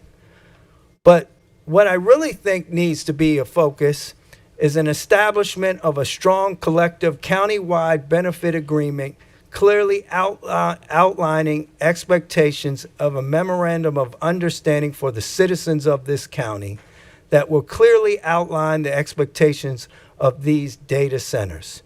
Additionally, a county community benefit task force should be established that looks at every aspect of service that provides service throughout this county that needs attention to build capacity within those areas to better serve the residents. I believe this is part of the negotiation with the data center companies, and I believe the county sets the rules, not the data center companies. Furthermore, an update to our zoning code to facilitate land uses for energy resiliency and building capacity through innovation, such as microgridding, solar farming, battery backup stations, and wind turbines, rather than solely relying on data centers that consume everything. We need technology innovation corridors throughout our county that generate energy. The real conversation should be about energy resiliency, not putting infrastructure that consumes generation and puts a strain on utility consumption.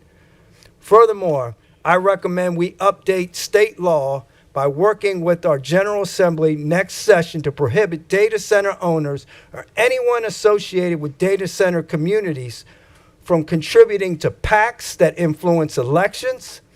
This would include banning independent expenditures and requiring them to file financial ethics disclosures with the local county, documenting sworn affidavits, documenting conversations and relationships with officials throughout the pre-application process, and we must remove any political influence from the process. Additionally, we should collaborate with our federal and state partners to establish guidelines or parameters to safeguard against.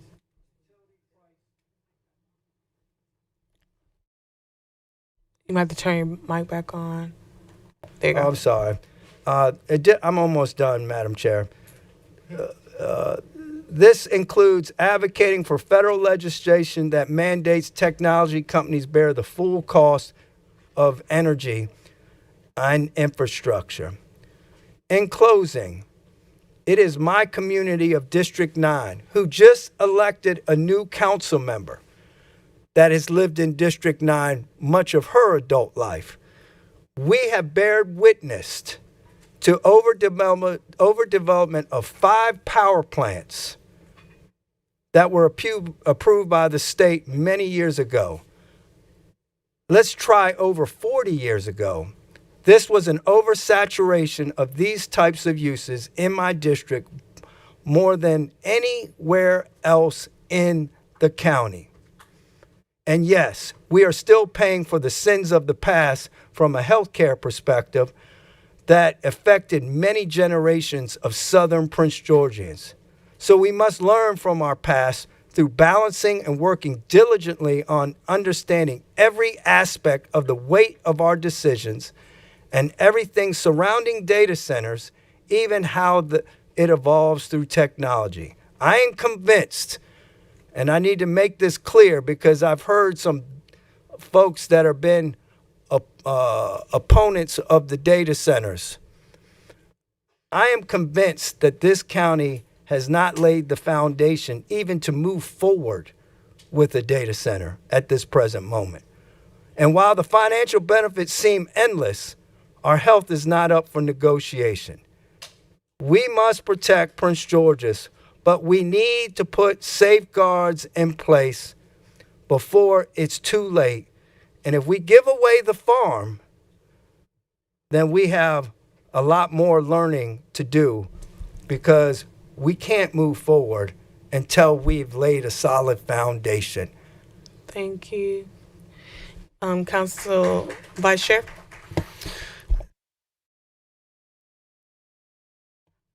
Thank you, Madam Chair. This draft 2 is a smart and judicious approach to where we are today in our the history of our county. This is obviously, as we all know, a debate that's happening all across the nation and beyond about data centers and the impacts on our energy grid, on our health, the diesel generators that are backups that have to run, I believe it's weekly to do the backups, spew out particulate matter that affects our health, that affects all the things that we've been trying to make progress on. And we need to take this step back. We need to hit pause. We need to make sure that we're doing things right.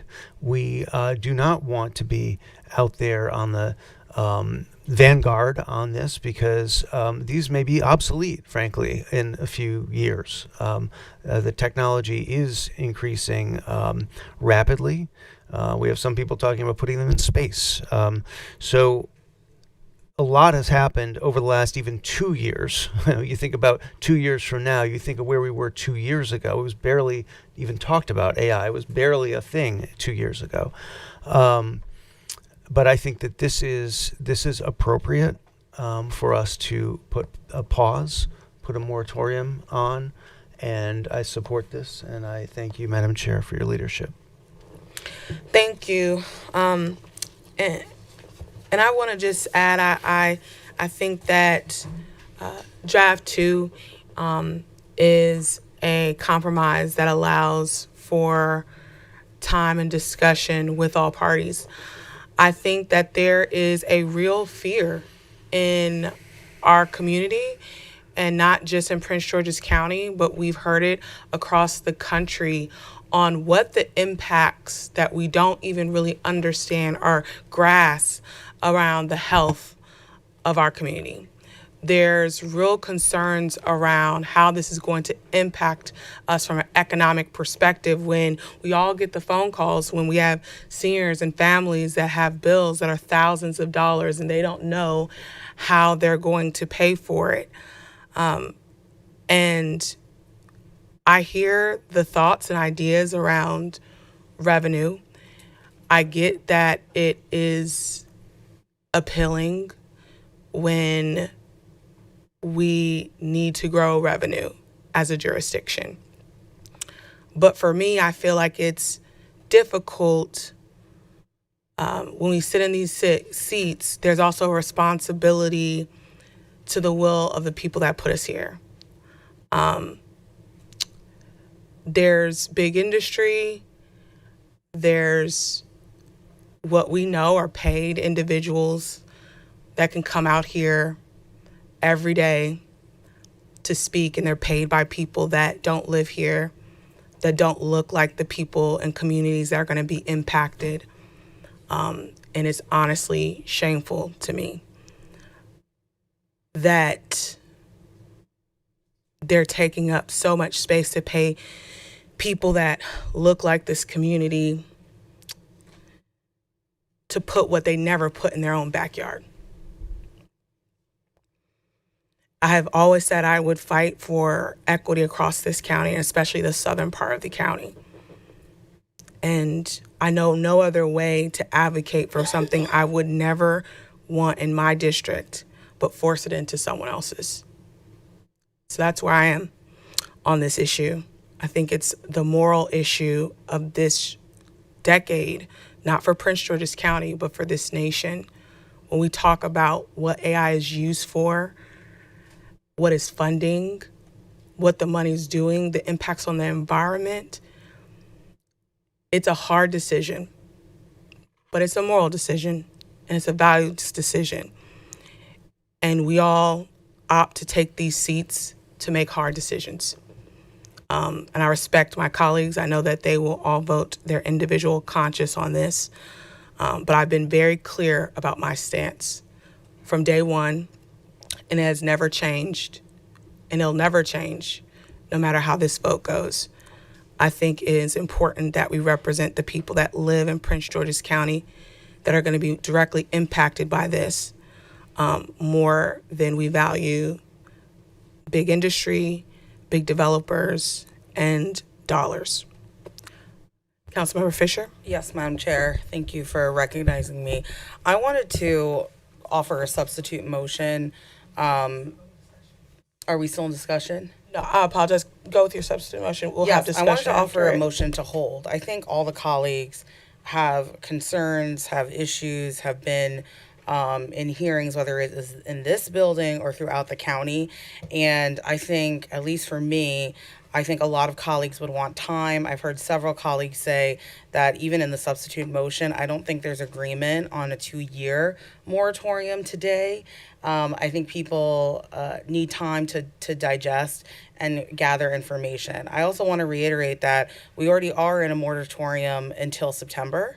And I think there's a lot to be discussed. I know that I was briefed on the larger work group from our state partners when it comes to data centers and our technology that's going to be coming out this fall as well. So I would like to put a motion to hold on this bill, and I would love to get a second. Second.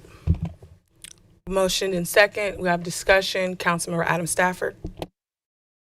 Thank you. I was wanting to speak a little bit earlier, but this is fine. I wanted to say this issue is extremely important to me, as I am the council member for the Landover Mall area, and there is actually an active application. And since the day I've been elected, I have been fighting to ensure that a hyperscale data center does not come to a residential area in my district or any district across the county. And so this resolution today that we're voting on, this is really just the beginning of what needs to be done. It needs certainly stronger definitions. It focuses a lot on the physical, but not the data storage, the energy, all of those components that would go into the data center. And I actually have a bill that I developed that uses the recommendations from the task force that addresses some of the more specific concerns that we have around environmental issues, around energy concerns.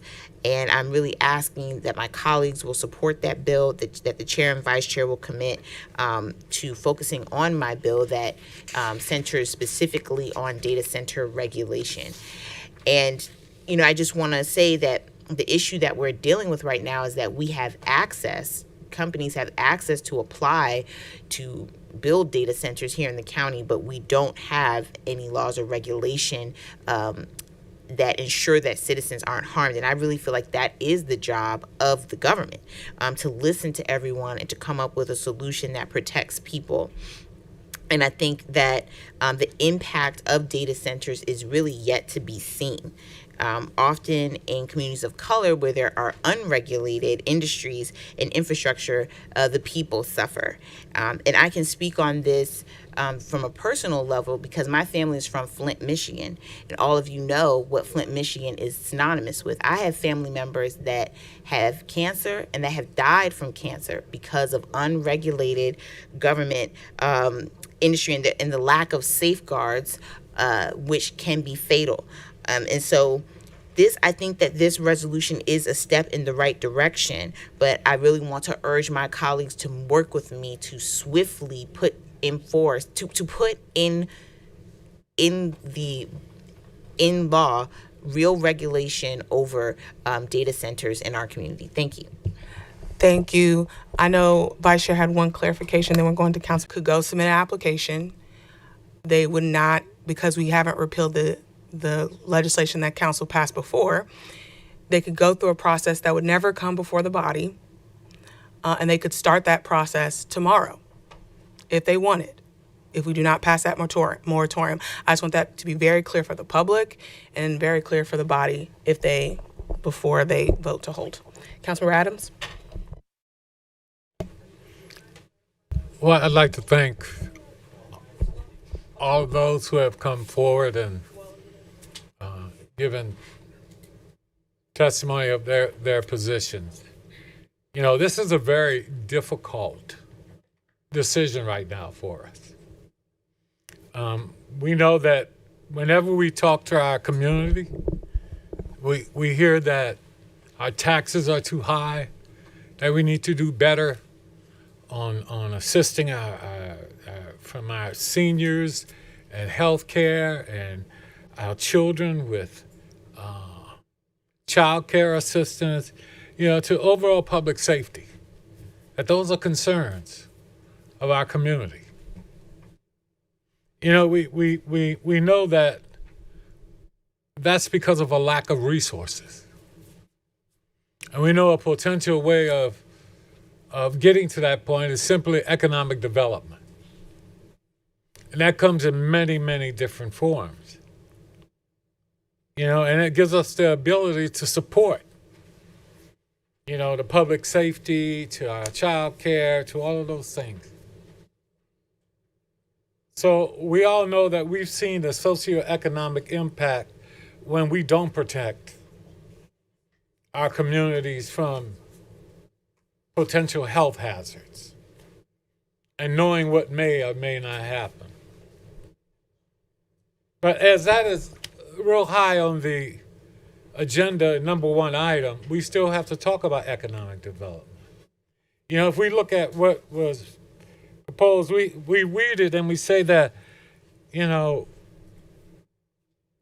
it's appropriate to gather community input and to fully and meaningfully consider the impacts on the health, safety, and general welfare of the county's residents and businesses, and yet we don't talk about economic impact. See, as we talk about the safety, and that was number one mentioned, we still need to talk about the economic impact. And I haven't seen that. We haven't studied that. We need to put forward an opportunity to look at all parts of this. And I'm not sure that 2 years is the appropriate time frame for that. Though I don't believe we should put our community at risk in any way.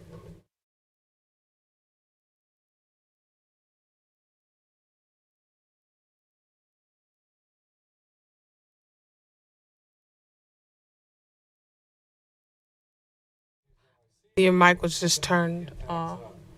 There you go. I'm sorry about that. My mic cut off, and I think that's probably somebody doing that purposely. No, it's doing it purpose. So, having said all of that, that's. I think it's important that we understand that it's about timing. It's about making sure we do.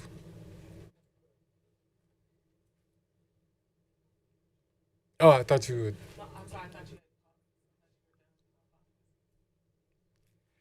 So I believe it's important that we make sure we have time to talk about this, to go through it, and in a reasonable time frame. Thank you. Thank you, Councilmember Begay, and then I'll come back to you, Councilmember Harrison. Okay, so I just wanted to respond to some of the concerns brought forth. I beg my colleagues not to vote for a hold. This is not within the interest of our residents. And Councilmember Adam Stafford, if you have, guidelines that you want to put forth, we have time. You have time to put forward. 2 years is enough time, and it gives us time. Let me just tell you this. There is at least 2 to 3 projects, data center projects that are being proposed in South County. 2 to 3. 2 of them are in Brandywine. One is near the water, one isn't. So I'm just going to tell you all this now. If we do not pass this, South County has been clear to us. They don't want data centers. They don't want it. If we want to talk about economic development, we have Spear. We have Six Flags. We have the stadium. We have plenty of options of putting of addressing economic development. Let me just add this. Even if you approve a data center today, it's not going to be up in 2 years. You don't have a grid that can take a hyperscale data center. As you heard from PJM, there's no more room. So what we're looking at, if you look at what they've done in Frederick County has approved data centers in what year? 2021? Has one data center been put up? So if you're talking about money to get that, we're not talking about something that will be even done in 2 years. So let's pause it. We're not going to see a dime from a data center in 2 years. And what we could do is put Brandywine at risk of having 2 data centers approved if we do not work on this today. We have to vote on a moratorium. Your residents have asked for it. I've done plenty of surveys, and almost every survey, nearly 80% of the residents have said no. They don't want it. They keep telling us, don't ask, don't send another survey. That's what they send to me. Don't send another survey. The answer is no. Listen to your residents. Your residents don't want it. Vote for a moratorium. Thank you, Councilmember Harrison, and then Councilmember Hunter. Thank you. There's a lot of conversation, and that's why I kind of read that lengthy statement. Brandywine always gets picked on, always. And I clearly think it's unfair because when it happened 40 years ago, there wasn't a whole lot of other places in the county that got those power plants, only Brandywine. Some in Charles County as well. So it seems like history is repeating itself once again. And Madam Chair, while there might be a sense of anxiety around this whole situation, I don't know if 2 years is the right avenue, but I would ask you, would you be open to a year moratorium that gives us a pause to really look at some of the things that all of us have discussed today? And then we can always go in and either extend it or we can create a permanent stance on it.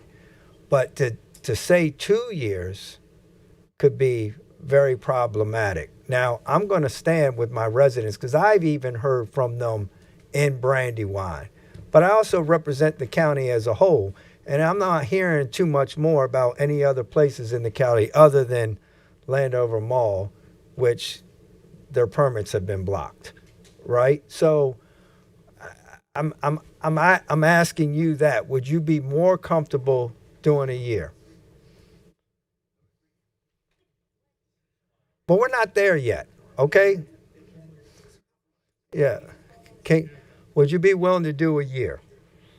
I really feel strongly about, we have to have decorum in the room. Thank you. I understand that there's a lot of, that this is a hot topic. I understand it and agree with that. Councilmember, I will address you, but Councilmember Denoga, I'm sorry, actually Councilmember Hunter was in the queue first, then Councilmember Denoga. I'll be very brief as the one of the very newest council members sitting here listening to not only everyone who was brave enough to come forth and speak about their community and what is important to them. I'm a little bit at a dismay that I'm not in sync with my colleagues. I think a broader conversation should be held. I think we should have a more in-depth conversation where we stand collectively as a council. I feel a rush to judgment, a rush to make a decision on my behalf would be suicidal. As a council member, I think for me, pausing or holding would be important so that not only I have the opportunity to read the task force report, I can become more informed on each individual council's decision. And more importantly, are we just pausing it for 2 years, and what happens after 2 years? If we are in sync not to have a data center in our community, I think we should be aligned. I think the conversation needs to be held sooner than later. This is not a decision for me to be made right at this moment. So a hold to me gives me the opportunity to review everything and listen to my colleagues individually and together. I think we need to be in sync. I think we need to do the best thing for our community. I think we need to slow down the rush. I'm praying we have time. I'm praying we can listen. I'm praying we can come to a resolution. I'm praying we can work together. I would like to hear from the county attorney on the current moratorium or what is in place by the county exec. How does that affect the current, and where do we go from here as trying to make the best decision? If you want to address the difference between the two. Sure. So there are 2 steps in the process for getting a permit to build a data center. The first step is the preliminary plan of subdivision process, and that process is done by the Prince George's County Planning Department. So first they do their review, and if everything is in order, under the preliminary plan of subdivision process, they will issue the right to proceed to permitting. So that's step 1. Council Bill 66/2026, it stops the Prince George's County Planning Department from accepting, possessing, reviewing, and approving applications for preliminary plans of subdivision. So that would stop the Planning Department from reviewing all future applications for a data center. But currently, the Landover Mall application has already gone through the preliminary plan of subdivision process, and it's before DPI now for a use and occupancy permit. So the county executive's executive order, it directs DPI to put a moratorium on considering existing permits that have already gone through the preliminary plan of subdivision process. So that's where the county executive's order would stop DPI from issuing a use and occupancy permit for any data center, including Landover Mall, that has already gone through the preliminary plan process by the Prince George's County Planning Department. The resolution before you now, it would prevent the Planning Department from considering applications for a preliminary plan of zoning, for a preliminary plan of subdivision, which is a zoning process.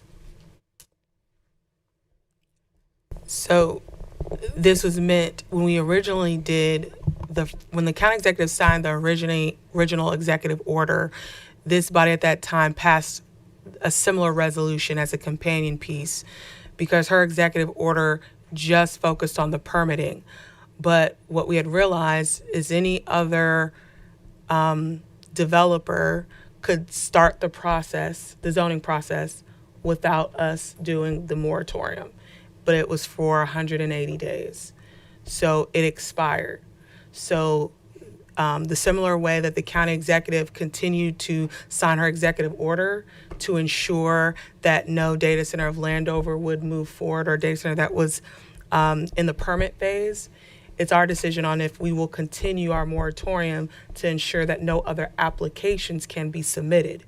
If the body decides to not extend our moratorium, then any project that sees fit to submit and start the planning and zoning process can. And so either we can mirror the county executive and continue our moratorium, or we can decide not to. Councilmember Adams, Denoga, and Ivy. I'm sorry, Adam Stafford. Apologize.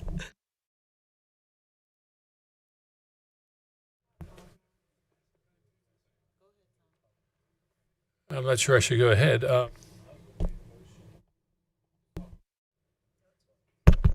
was going to make a motion to close debate. I think we've had plenty of debate, and that motion is not debatable. Second. Motion has been made. It's been properly seconded. Roll call. Chair Orietta. This is just for closing debate, correct? That's correct. Were there others Okay. that wanted to speak? Well, we have to vote on I know. it. Okay, so this is just a motion on closing debate. And then if this passes, we will go to the substitute motion and we'll vote, just so everyone's clear. All right, call the roll. Madam Chair, who was the second on that motion? Councilmember Blagay. Blagay. Chair Orietta. I'll pass. Mr. Adams. Ms. Adams Stafford. Aye. Ms. Blagay. Mr. Aye. Burrows. Oh, pardon me. Aye. Mr. Denoga. Aye. Ms. Fisher. Mr. Harrison. Aye. Ms. Hunter. Pass. Ms. Ivy. Aye. Vice Chair Olson. It seemed to me like others wanted to continue speaking, so I'm going to vote no. Chair Orietta. Aye. Mr. Adams. No. Ms. Hunter. No. Motion carries 8-3. All right, so we are now closed the discussion, and the motion on the floor is to hold the moratorium. Madam Clerk, can you call the roll? Chair Orietta. No. Mr. Adams. Pass. Ms. Adams Stafford. Pass. Ms. Blagay. No. Mr. Burrows. Aye. Mr. Denoga. No. Ms. Fisher. Mr. Harrison. No. Ms. Hunter. Abstain. Ms. Ivy. Pass.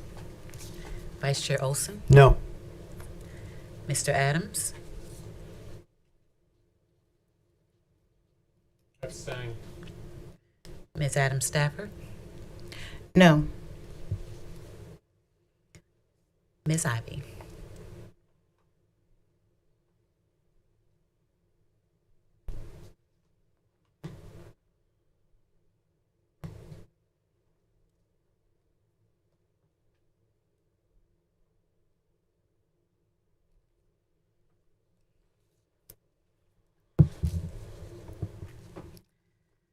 Abstain. Motion fails 2-6-3. Now we'll go back to the main motion. Madam Clerk, can I have a roll call? Chair Orietta. Aye.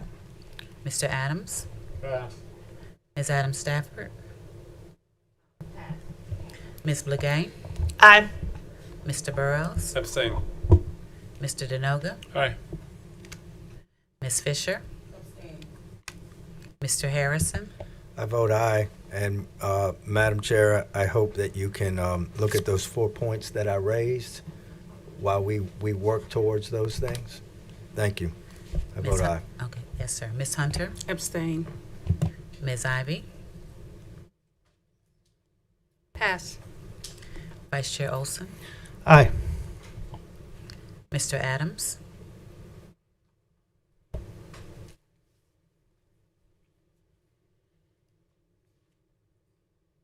You know, this is a great moment for all of us to show our courage to do what we believe is right.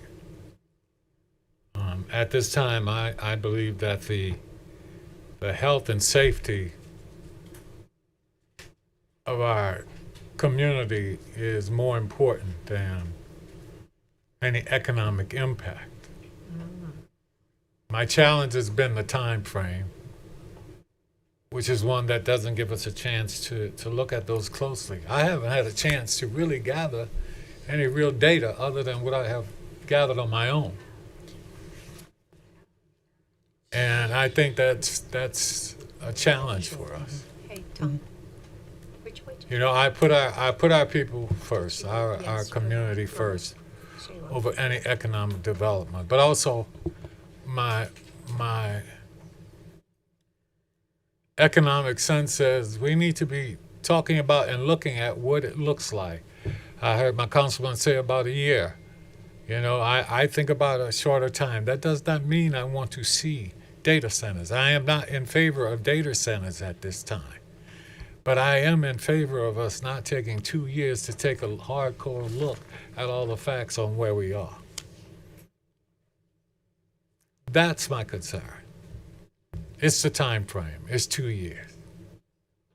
I think that's too long for right now, and we need to have that debate, and not debate, but that discussion, so that we can all be on the same page. You know, Nelson Mandela said, I continue to repeat it over and over, fools multiply when wise men are silent.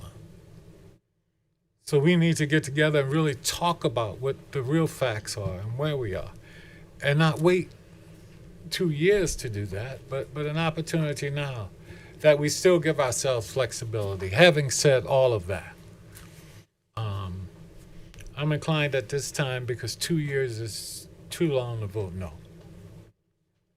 Ms. Adams Stafford. I vote aye, and I'd like to explain my vote. So I think it's really important for us to recognize where we are in this moment. And it's that we as a council are not on the same page.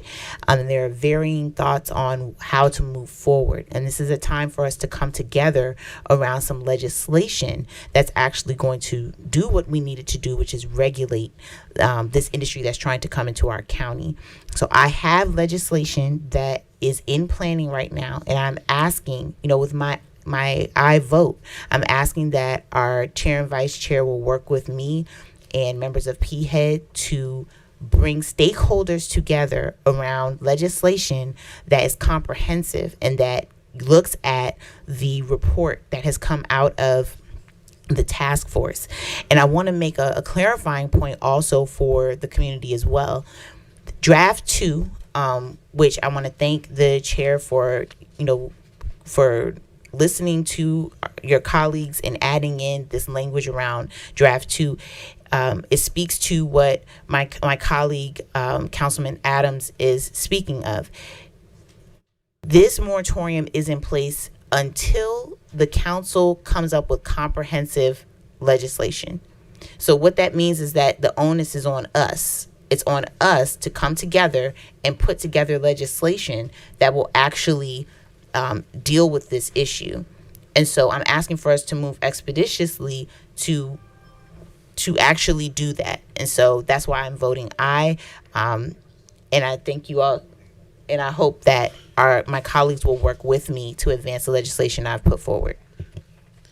Ms. Ivy. I think that what we should do is support Shayla Adams Stafford and the legislation she's working on. And in that vein, I will vote aye. Motion carries 7-1-3. Thank you. I want to give a brief recess. I know that was long. The ability for us to clear the room, and then we'll go back to the finishing the agenda. Thank you, colleagues.